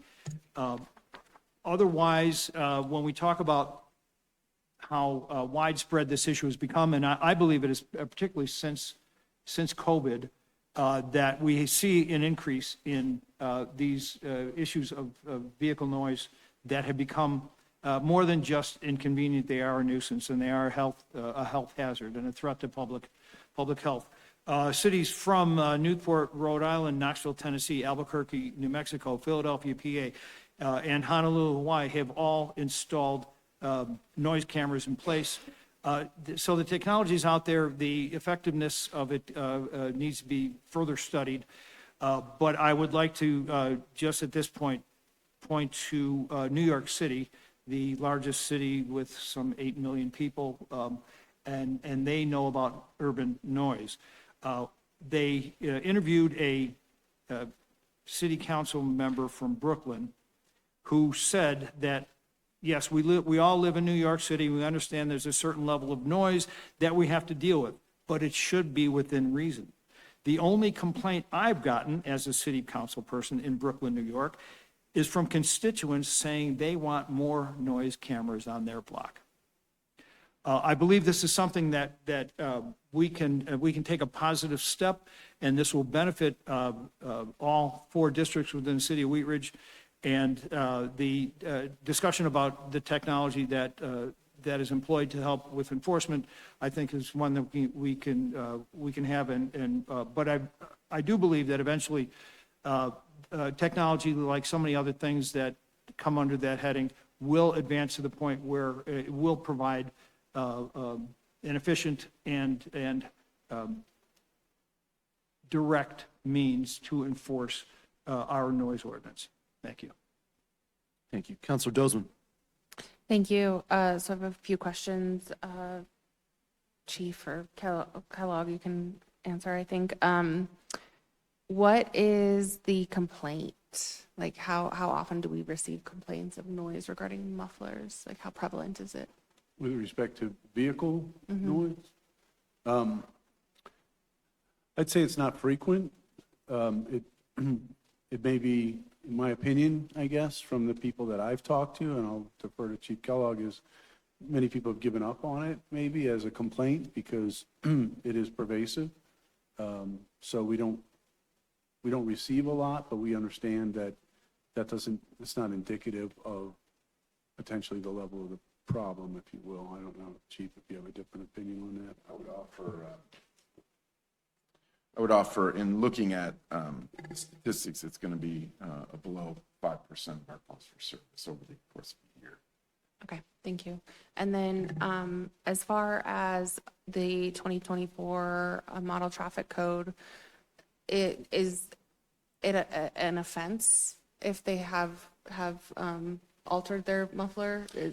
So this would, if we were to enact a noise ordinance specific to mufflers, would that be an offense that you would be able to pull someone over for? Whereas right now it's just kind of an added citation? It's a primary violation. You can pull somebody Okay. over for excessive noise or an altered muffler if you can establish, reasonably that you believe that. But, again, it's hard because, number one, you either have to be in traffic on the highway and identify which car is making that noise and are they over the limit. Sometimes it's obvious if somebody's altered their exhaust systems. To the counselor's point, everybody comes with a certified exhaust system, and then, we see all the shops that will change it. Sometimes they're made to look like the original, and sometimes they just remove the baffling from the exhaust system to make them louder. But they are required to come with the exhaust system. So the model traffic code, to that extent, covers it. I think, there's, maybe we're talking about going beyond that in our municipal code, if I'm reading the tea leaves correctly. Yes, and to the extent of motorcycles, I mean, Harleys tend to be much louder, so how would that be addressed, or is it? That seems to be a point of pride with certain motorcycle owners. Well, I think hearing motorcycles, just because of for the safety reasons, like, I understand it, Yes, but- and certainly, those are not the motorcycles that tend to speed away from us. Yeah, they're loud, not as fast. So we have a better chance with that group. But yes, they can be loud, and they can be addressed by us, and on occasion we do address them when we have the ability to identify. And of course, if you're driving with 12 Harley riders, we have to pick out the one that's making the noise, or they're all making the noise, and it's hard to tell a judge that I picked the wrong one and made a stop that's not legit. So it can put questions in officers' minds. I think we've all stopped people for clear and obvious violations. That's just the low-hanging fruit there, and we'll do that consistently. Just one last question in regards to like J brakes on semis. Are there any regulations or like just common courtesy that is generally followed? That tends to often be a municipal. I'm not sure of a state law, but again, that's difficult to enforce if you're coming down I-70 and the sign says no Jake brake here or no alternative braking system. I think you can in the middle of the night identify the folks who are using that. The state patrol would certainly do that, but I'm not sure if as a state in Colorado we have that as a law. HB 251039 that just got approved is specific to those types of things. And what it's specific to, though, is that the Jake brakes are inspectable. So some of the things that are a challenge is that we can say, oh, it sounds like you may not have one on there, but it's difficult to inspect. So by 2027, all commercial vehicles, if they're equipped with Jake brakes or certain other kinds of like the transmission exhaust and those types of things, will be required to be inspectable. So they have to, or they have to have a certification that they carry with them once every 6 months that says it's been checked and verified that it's in good shape. The other thing that HB 251039 does is it increases, we talked earlier about the penalties. It increases the penalties, so it makes it a little bit more important to the operators to actually have those things taken care of and done the way they're supposed to be done. Sure. Councilor Ohm. Thank you, Mayor Pro Tem. Technology aside, I'm curious if you've had a conversation with the state about requiring some type of yearly annual inspection. I know, for instance, like state of Louisiana, they require the non-commercial to inspect everything from the headlights, your turn signals, everything. I know we've all been on highways and you see something's not working, and I can't really see behind me to see if everything's working. So I think it's a good idea, and then perhaps that could be something that you would also tie in like the muffler until the technology improves. But has there ever been a conversation with that with the state? We haven't engaged with them, but I've come from states that have a full motor vehicle inspection program, and they certainly have much more compliance because I think every biannual inspection, it not only inspected the vehicle, but when you did emissions, it inspected the exhaust to make sure that the inspected, and our inspectors don't look at it for alteration, they just look at it for emissions. Usually they plug into your onboard computer system without even looking at your exhaust. So we don't get compliance there, but if there were willing people maybe in this room to put pressure on it, I would love to see that, because I think it would be one other measure of enforcement that we could use to reduce that. Counselor Hulteen. Thanks. So I live at the glorious trifecta of I-70, 44th Avenue, and Wadsworth. So vehicular noise is definitely something that impacts where I live. I'm hearing though that, enforcement's challenging. The technology, like when I read the technology options on paper, they actually sounded kind of interesting, but then it wasn't really clear to me, like, if we were to pursue technology, how we establish, like, where to install it, how do we program that? Do we do it citywide? Do we just put it in one place? And so, my approach on this is, it sounds like there's some teeth that exist with the adoption of the common code.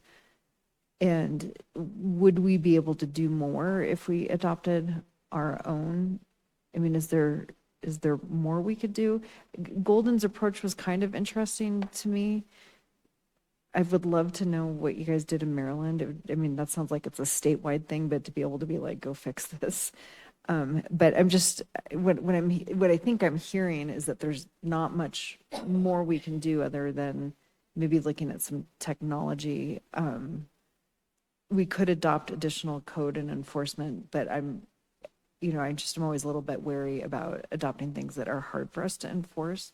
So if it could give us more teeth, I would fully support adopting a local ordinance. If it would either give us more fines or more repercussion. But I'm just trying to suss out, like, is there more we could do with it? Or would we be pretty much in the same situation we are with the common code that? Well, I'll leave it to Mr. Dahl to speak on enforcement penalties, but I think the state generally sets the low bar, and it's up to the municipal governments to decide if they want to do more over and above what's there. So, for example, in our street racing ordinance, we added a civil, a protective order where we can seize a vehicle and protect you from your car, I guess. But there are things that we've added that have, certainly had an impact in certain circumstances. To your question about technology, if we were to pursue technology, I would say that we would use probably, I think Eric and I are in agreement, we would probably use a handheld device that was mobile around the city, and also one that we could clearly identify when traffic was light, which car we were looking at, to use that type of technology. I hasten to say that just because I do think we're on the cusp of a real innovative period around this, when they couple AI with these detection systems and maybe use that. So I don't want to get too far ahead, but some of the companies Eric's talked to and I've talked to say, 1 to 3 years we'll have something that is really got some teeth to it. So depends on how fast you want to move on it, really. And I don't know if Mr. Dahl, if you want to speak to the punitive part of that. Well, of course, we have municipal court, and that's what we have. There also is, of course, the administrative enforcement that we mentioned earlier. For things that aren't of statewide concern, for example, a fix-it requirement, I don't think that there would be preemption around that, because the state really doesn't occupy that field in that way. And I think we'd probably structure something that you could do locally. Is that responsive to? Yeah. Those are the tools you have, municipal court, administrative enforcement. But that's just, what are you enforcing, right? And so then you have to get to what the base requirement is, or the law that's been violated. And certainly requiring a muffler, and there isn't one, then that gets into, we'd be able to enforce that. I think we could enforce a fix-it ordinance, because I just don't think there's preemption. I think we could enter that field. Okay, thank you. I like that direction of, like, the requiring to fix it. Am I hearing correctly that that's something that we could consider for adoption? Yeah. In our own ordinance? Yeah. Because what I'm imagining is that there's probably a handful of cars, this is all in my imagination. My bike is really quiet, by the way. But there's a handful of cars that get pulled over every year that actually have this problem, and you've pulled them over, either this is primary or it's a secondary condition. And what I'd really like is for us to have teeth to make sure that that car that you're already engaged with, that like you heard when you pulled over. I mean, there are even I can tell obvious cars that have the issue. And even if we can have teeth to address a couple of those that are known and not in this like hard to enforce area, if we could have more teeth around requiring them to repair, I think that could take a couple of noisy cars off the road. So I think that's maybe an approach that could give us a little bit more teeth. I don't know how that sounds to you.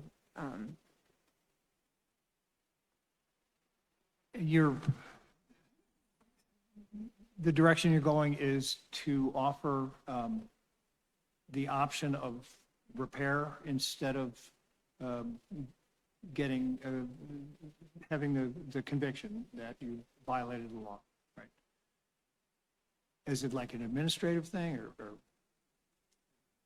I think I can help with that. The program that was in Maryland was a state-run program where it was really a list of violations. So you could write somebody a violation of the altered muffler, or you could write them an equipment repair order. And really the penalty for an equipment repair order was greater than the fine would be for the citation, because to have a shop put your old muffler system on there if you still had it was more expensive than it was to pay the $100 fine for having an altered muffler. So it only took one time to tell somebody you need to put the right muffler on, or you're going to have your registration suspended. We can't suspend registration, so we don't have quite the same carrot and stick, but there could be a formula for a schedule of fines that makes it, such that if you don't fix your muffler or exhaust system, then you're gonna pay a hefty price for that through the municipal code. So it doesn't only have to be for exhaust either, but generally here that's what we're speaking about. But those are the type of it's not really an either or. You could actually write both of them if you really wanted to be a jerk about it and say you need an equipment repair order and you're getting a citation. For people who did that multiple times, you might do that and say, I've given you 3 chances. You keep flipping the muffler back and forth. Now you're getting both. But it just gives us a different avenue to pursue. And I agree with that approach, particularly when we consider that there are probably a fair percentage of vehicles on the road here in Wheat Ridge that would be in violation of, if we said, 80 decibels or something like that, because it's an older car and the muffler is deteriorated. And my original thought was that in those sorts of situations, the person that's been cited mentions to the judge that it is an older car and they can't afford to repair it, and the judge gives them a certain amount of time to get the repair done, and then come back and say, here's the receipt. I've had this deteriorating muffler, I've had it repaired, and the case would be dismissed. The concern, though, is the deliberate alteration of that vehicle to emit more noise than it's supposed to. And that's where I think that we can't go back and forth.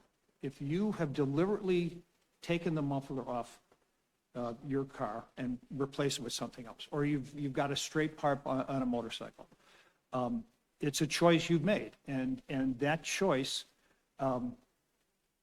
allows you to impose your sort of sound will on the community, and it's just not acceptable for a community to say, yeah, you can go and zip up and down Watts or Kipling or down 44th and blast away at decibel levels that far exceed a normal loud noise of 80-some decibels. So it isn't a question of people doing something that they weren't aware of or whatever. This is intentional behavior, and I think if we address it with something that is specific to Wheat Ridge, it says, okay, here, and if you want to go, out in the country somewhere where there are no houses and blast away, fine. But here in Wheat Ridge, we will not tolerate that because that, again, deliberately altering that vehicle to emit noise is a choice you made. The question I have real quick here is, would this not fall under what we approved last year under the automated vehicle information system part of our enforcement decisions?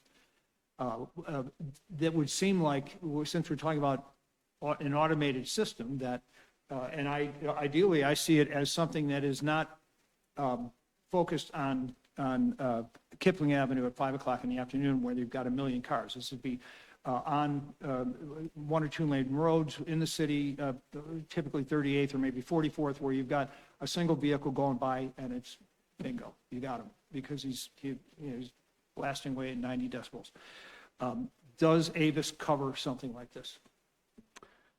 We really wrote Avis, I think, with speed and red light cameras in mind, so it covers it in one respect, but I think we would have to do an amendment or an addition to it to just add this in. I think we did that with the red light cameras already, so we modified the ordinance once, and it probably wouldn't be much of a lift to add this in to what Avis is, although it's not by state definition, this doesn't meet Avis. This is a different program altogether, so I think we'd have to look at whether or not it needed a new umbrella, but more than likely, I think because the program itself is identified, we might be able to get it in there. And it seems like the intent was using automated technology to identify violations.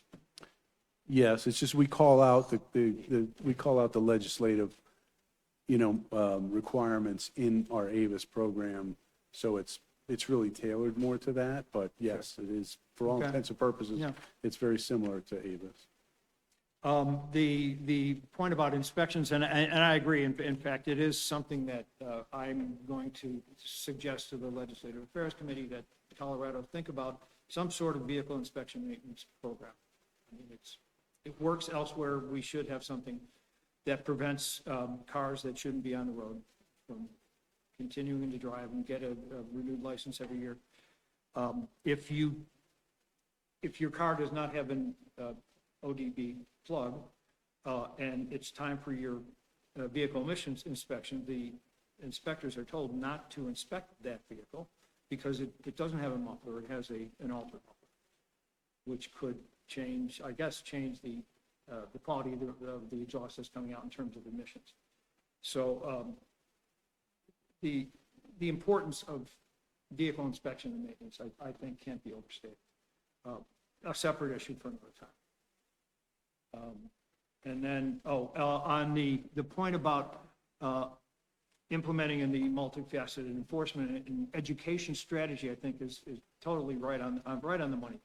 And I think part of that would include signage that says we enforce noise regulations, noise ordinances in Wheat Ridge. That includes trucks that are using Jake brakes on I-70 without mufflers.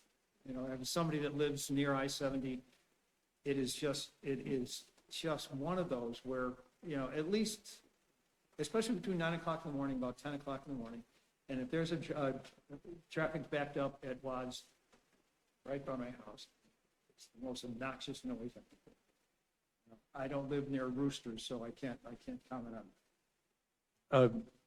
I understand that. We're currently struggling with our partners at CDOT about enforcement issues up on the highway, but we'll see what kind of response we get from them as we move forward on speed enforcement and other types of enforcement up there and what our role is supposed to be on the highway. So keep that in mind as we move forward. How much does one of these, the technology, cost a handheld? It's not. It's about what an Avis camera costs. Okay. And then depending on location, part of your conversation, we may need more than one in order to triangulate, do what needs to be done to figure out exactly what car was making that was creating that violation, so. I know when we put the speed cameras in, we essentially assumed that those would pay for themselves because do we think the same thing would happen with this? It's There's no good difficult. business model. I think if we look at Golden, who bought into it and only had 5 legitimate citations and 2 of them that got paid, the answer is probably not. Ultimate has been good in that we'll never pay anything back to them. We may get, some revenue from Ultimate, but in this instance, if they see that as a losing proposition, we're going to pay for it. Right. And we won't be able to use these on the highway right now. Not right now. Not right now. Okay. Counselor Holstein, thank you. Yeah, thanks. So I think I'm hearing some things coming together here, and I just want to see if I'm capturing this. So I'm hearing for Wheat Ridge to adopt its own ordinance that is explicitly prohibiting modified exhausts that produce excessive noise and requiring a muffler. Is that correct? That we want to explicitly say you can't have a modified? Well, the understanding would be that if you're exceeding this decibel limit, that would be Wait, part of this. that's not what I asked. Yes, it is, because if you're exceeding that, you are operating a vehicle that doesn't have a muffler. Right?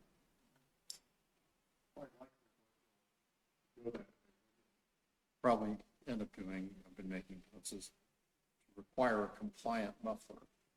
Then you define what a compliant muffler is, the actual equipment, because then it'll produce, sound at the, below the appropriate level. I think it might not be helpful, and we can see what other people have done around requiring compliant equipment. But then the amount of sound it produces isn't the only measure of whether it's a compliant muffler, right? Because you'll have standards that are they're going to be easier to apply from an enforcement standpoint. Just on that one, I made notes about the other, 3 or 4 elements that I'm hearing, as I think you are too. Yeah. That's what I think about that. Yeah, so I'm hearing, so what I'm hearing is that the noise piece is just really hard to enforce, just pretty consistently. Yeah, I just want to distinguish between a potential technological solution, which would enforce probably on decibels, and then what we're talking about here, which is an ordinance that we can enforce now that would be based on an alteration that's an obvious alteration we can identify personally. Right, so I guess I'm focusing on that latter scenario to give us more teeth to when we identify that we are citing it and requiring court appearance. I like that Golden did that then would allow that system to require significant fines or repairs. I'm hesitant just based on what I'm hearing tonight, like the cost and how many vehicles actually get intercepted through current technology, using going for noise, that it's not actually having a huge impact. And I would hesitate to make that investment, especially if if there's indicators that there's better technology coming. I would be very open to technological solution, but right now, the return on that from what I'm hearing from the research that's been done is that it's not actually really converting into actually getting cars repaired and off the road that are making those noises. So I would support an ordinance that's requiring a muffler, not allowing modified mufflers if a car is caught with that. It's a mandated court appearance. And that we're requiring repair or look at escalated costs. I'm not supportive of a technological solution at this point, just given the cost and the lack of efficacy on it, so. Thank you. Counselor Ohm. The one question I did have is on those noise things. Do they do double duty for triangulating, sounds from guns or fireworks? That was a question I asked of I never know how to pronounce the name, but out of Norway, the Kroll, they're the folks that are farthest along, and they said at this moment they would not recommend that. Counselor Dozman. So I just had a follow-up question in regards to the enforcement of the altered muffler. So that is already legislated, correct? And so if we were to adopt a municipal policy, it could just be more stringent as far as like an appearance in our municipal court? Or Yes. like, what's the point of adding an extra layer Well, you can, from our end? I guess you can give more options to the judge in that a repair could be required, that the state doesn't necessarily require. You could pay your fine and move on. So there's other options, I think, for the judge. And then it could be an elevated fine schedule as well. That if they don't repair it, there could be a more punitive fine for that. So is that something that we could potentially bring back in regards to like the penalties? And because it sounds like there's not really a solid solution in regards to the noise right at this time. But the altered muffler, I guess, could be addressed separately and potentially looked at as far as the tiered penalties and whatnot. Yeah, I mean, the noise is certainly commingled with the alteration, so. Right. But that's if you already don't have in the law. yeah, Like, that's already enacted in law. Right. Okay. We're going to do one more pass through a couple people, and then I think we're going to be ready for consensus. Counselor Larson. Thank you, Mayor Pro Tem. And what I've found out is that there is a town in in Iowa that purchased the system, and it cost them something like $40,000 to purchase, and then $10,000 for installation.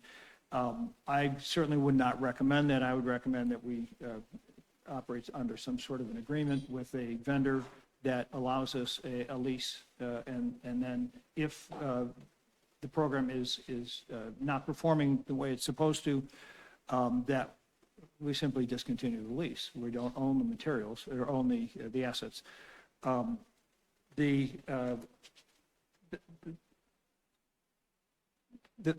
idea that a vehicle that has delivered, the owner of the vehicle has deliberately altered that vehicle to emit more noise than its manufacturer intended, is something that again, I think if we have something in Wheat Ridge that addresses that directly, it allows us to take, it allows the municipal court to respond as appropriate. And the other, I'm sorry, the other point about, there's so much to this, so many different sides of this issue. Come back to me, please. Do we have anybody else? Seeing nobody else, I'm going to go back to Counselor Hulteen for a consensus. Yes, I'd like to move that we adopt our own ordinance prohibiting modified mufflers and requiring mufflers if, and it's a primary offense, if a driver is cited for this, that it requires a court appearance. Sorry? But a court appearance. Yep. Mandatory court appearance. And that one of the options the judge can exercise is requiring repair. And that we look at an escalating fine system so that it gets very expensive very quickly to not repair it. And so that is my consensus I'm moving. Okay, do we have consensus on that? I see consensus on that. Counselor Larson, do you want to add something? And just, I'm sorry, again, there's a lot of stuff around this, but I would also like to point out that if somebody is cited for a violation of Colorado's motor vehicle code and appears in municipal court, half of the revenue from that fine is split with the state of Colorado. You have, the city of Wheat Ridge has its own ordinance on a specific issue, and that person is found guilty, the entire fine comes back to the city. Well, what I'm hearing is it's going to be a municipal ordinance, so the citation will be a municipal violation. Right? Okay. The point is that if it's cited under the Colorado statute, that violation is split then with the state of Colorado. But it wouldn't be, because what's been proposed is a municipal. If you're cited now for not having a muffler, and under the state of Colorado, where are you gonna appear? Are you gonna appear in Jefferson County, or are you gonna Yeah. appear in Wheat Ridge? It would be in Jefferson County for the state violation, so. State violations are written into county court, district court. Okay, all right, that clarifies that then. Yeah. Okay. So we have a good consensus moving forward. So that closes out issue number 3. We'll go to Mr. Dahl for staff reports. Or I'm sorry, Mr. Goff, sorry. Do we still want to do, does everybody have? There was a little bit of interest to hear from the chief about the events in Evergreen and kind of how locally that impacts Wheat Ridge and what we do in those situations. Does everybody have 5 minutes for that still? Okay. 5 minutes. Okay, let's try and keep it to 5, maybe 7. Certainly, this has been last week was a tough week for a lot of reasons, but the school shooting up in Evergreen was most hit closest to home for us. I'm not sure that we talked from time to time about our work around those type of active shooter events or those type of incidents. And I'll say that we deal with incidents like that. We prepare for incidents like that all the time. Starts with our prevention efforts, moves to mitigation efforts, and then planning and preparedness. Those are the kind of the 3 legs of what we do. I want to tell you that we certainly collaborate with our schools, businesses, community organizations to identify and assess vulnerable areas and potential threats. Our intel unit works to identify those threats. We participate in multidisciplinary threat assessment, not just in Abubble and Wheat Ridge, but through the JAKE and through all the other apparatus that provide information to us, and we assess that information. We engage with our schools, our school leadership, and we train people not just in identifying threats, but in also if we got to the mitigation point, which would be us moving into an active role in an active shooter event, what they can expect from the police department so that they know how to act. Certainly that includes the sort of what we used to call the run, hide, fight training. Now we call it avoid, delay, and defend. I think that was a change in language just because it was legally more sufficient than fighting somebody. We just defend against the incident. But we do train people in that all the time. We train people in Stop the Bleed. We have our SROs in the school. They're our first line of defense. And they're all trained to identify people who are struggling, people who are providing indices that they could be a potential threat. And then we sort of work through that. So our SROs do a good job of identifying those folks, then investigating it, seeing their access to firearms, access to weapons, what sort of situation they have going on at home. So we spend a lot of time dealing with this up front to try and get ahead of it, to partner with Fire EMS. What will we do if this happens? Doing the tabletop exercises and sharing all that intel with our partners. Were there to be an incident and we move to the mitigation phase, our officers are I want to say they're very highly trained. We have the DeAngelis Center that was mentioned earlier. We take full advantage of that, and we work not just on school shootings, but on workplace shootings, on shootings that occur in mass transit centers, anywhere where people will gather. So we have single officer response. So our single SRO at a school, should they be involved in an incident like this, would be expected to advance and eliminate the threat. In doing so, we teach that we stop the killing, then we stop the bleeding. So we would bypass, injured people, because if we don't stop the killing, we can't get to them. But we do have a robust system where we train our officers in our tactical application of medical aid, including tourniquets to the people that are involved. We've deployed, the city's really stepped up for the equipment that we require for this, which includes ballistic shields, breaching tools, when we saw the Uvalde school shooting down in Texas. If you remember that, they just weren't able to get in the building. When we recognized that as sort of an after action, we bought breaching kits for every one of our patrol cars because we expect our patrol officers not to wait for SWAT, but to enter. And we know that there's a risk, but we provide them with ballistic helmets, ballistic shields. We provide them with flashbangs in our patrol units, which is very unique to our folks because we expect them to go in. We expect them to have an advantage when they go in. They have patrol rifles and they have all the tools that they need to go and take that single or that team approach to mitigating any of these issues. We go out in the community, we train anybody who's interested, any business that contacts us. Our crime prevention officers go out and look at the threat assessment, and they train those folks in how to deal with it, how to mitigate it, and also how to respond to it should it become an issue.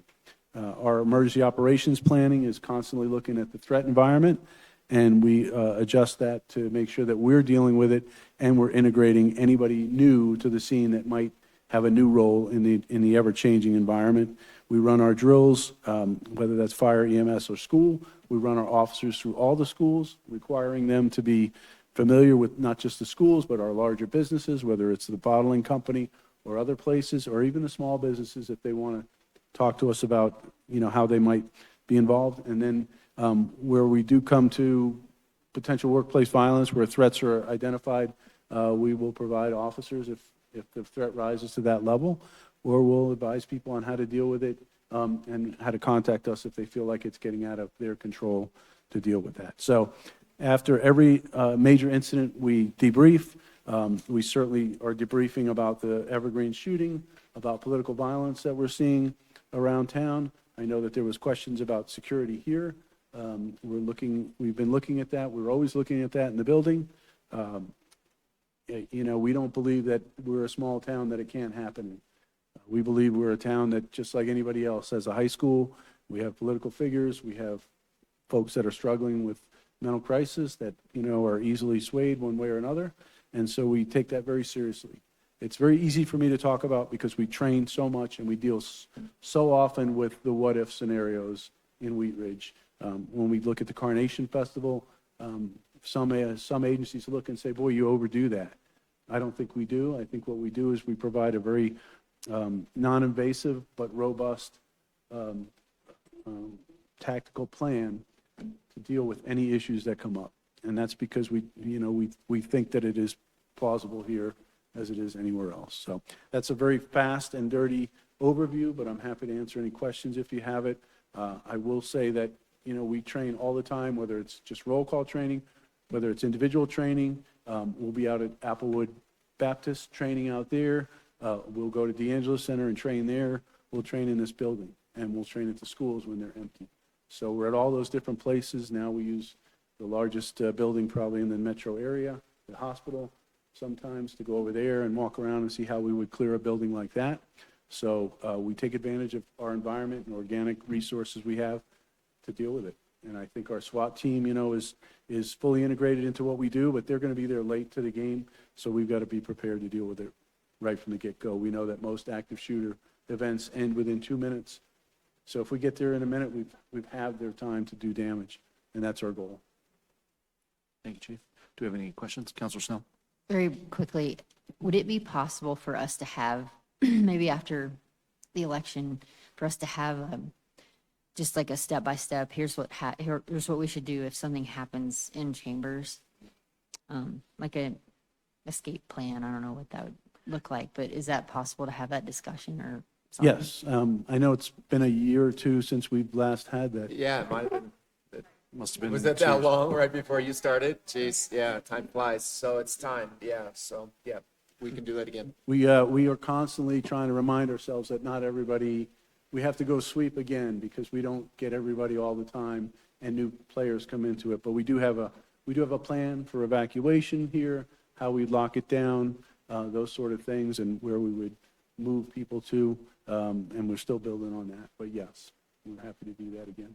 That's great. We'll set that up as maybe part of council orientation after the election. Any other questions or comments? Councilor Dozman? Thank you. I just want to thank our police department for all of the efforts. I know we've really beefed up logistics around the parade and Carnation Festival in the last several years, just because of incidents that have happened elsewhere. And it has been such an honor working with our police department in that regard. And I will say this over and over and over again. We have a police department that is second to none. I think we are right at the cusp of all of the innovations and advancements. And we have really created a model to replicate all, not only in Colorado, but across the nation. And I just really appreciate not only that update, but the training and the education around just being a top-notch police department. And so I just want to state that and really appreciate it. So thank you, guys. Thank you. Councilor Ohm. Thank you, Member Tim. And I wanted to say thank you, Chief, for DC Ray's response to the ICE question by one of my constituents. Very, very thoughtful, very, kind of thought-provoking too about how that situation would be handled. I know there's a lot of fear out there right now about that issue, and just really big thank you to him for that. Yep. I'll pass it on to Chief Ray, and thank you for that. Yep. We're right in the middle of a difficult situation, but we're not federal enforcement agents, so we know what our role is, and we certainly can't interfere with federal activities, but we're not going to participate unless there's, a direct threat.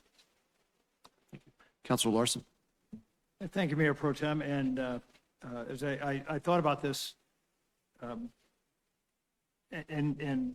one of the comments I was going to make under the elected's opportunity to speak regarded the Weavers Business Association event last Tuesday in the noon hour, where I had an opportunity to discuss the hotel licensing program and the success that we've had with that. And at my table was our CSO, Officer Mallory. And I asked him, well, after we finish up here, where are you going? He says, well, we're doing an active shooter drill at Everett today, the day before. And so as I put that all in perspective, I thought the timing certainly was perfect, but it also reminded me that it isn't something you just put on a shelf. These are things that you do all the time. There's a regular schedule. That's one area we know that there's always going to be freshmen coming in, so we do catch that group every year and say, we've got to train the younger folks coming into the school, even though they practice it in middle school. It's a new building, and they have to be trained in how that building operates. So we do get to that every year. We'll try and get to the council. Very pleased with that. Thank you. Okay. Any other questions or comments? Thank you again, Chief and Division Chief. Great presentation. Thank you. Mr. Goff, any other? That's it. Okay. Elected officials? I think we've beaten that horse for the evening, yes. Sorry, the horse is perfectly happy, though the rooster may not be. Okay, so having no more comments before the study session, we will see everybody back on Monday, the 22nd for a regular meeting. The mayor should be back then, so we are adjourned.